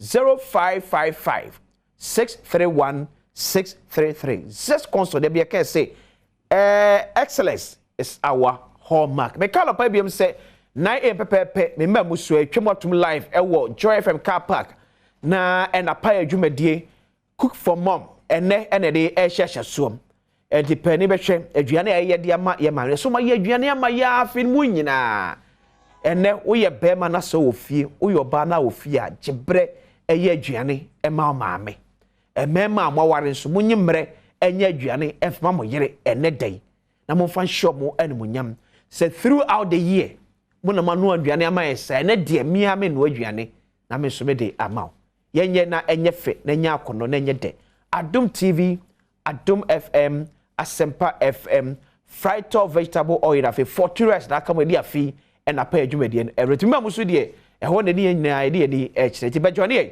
na ye no adwane fama ye maame no kai se kwasiada na baspode kesiada kasa basma me fo nsia na ye obosi won mu a ye shomo na onyam afi emu adama se me muso me de akwasi nsia me yade badadwoada oman hene kwabra asante former head teacher onu bedi ahia e obedwam eso background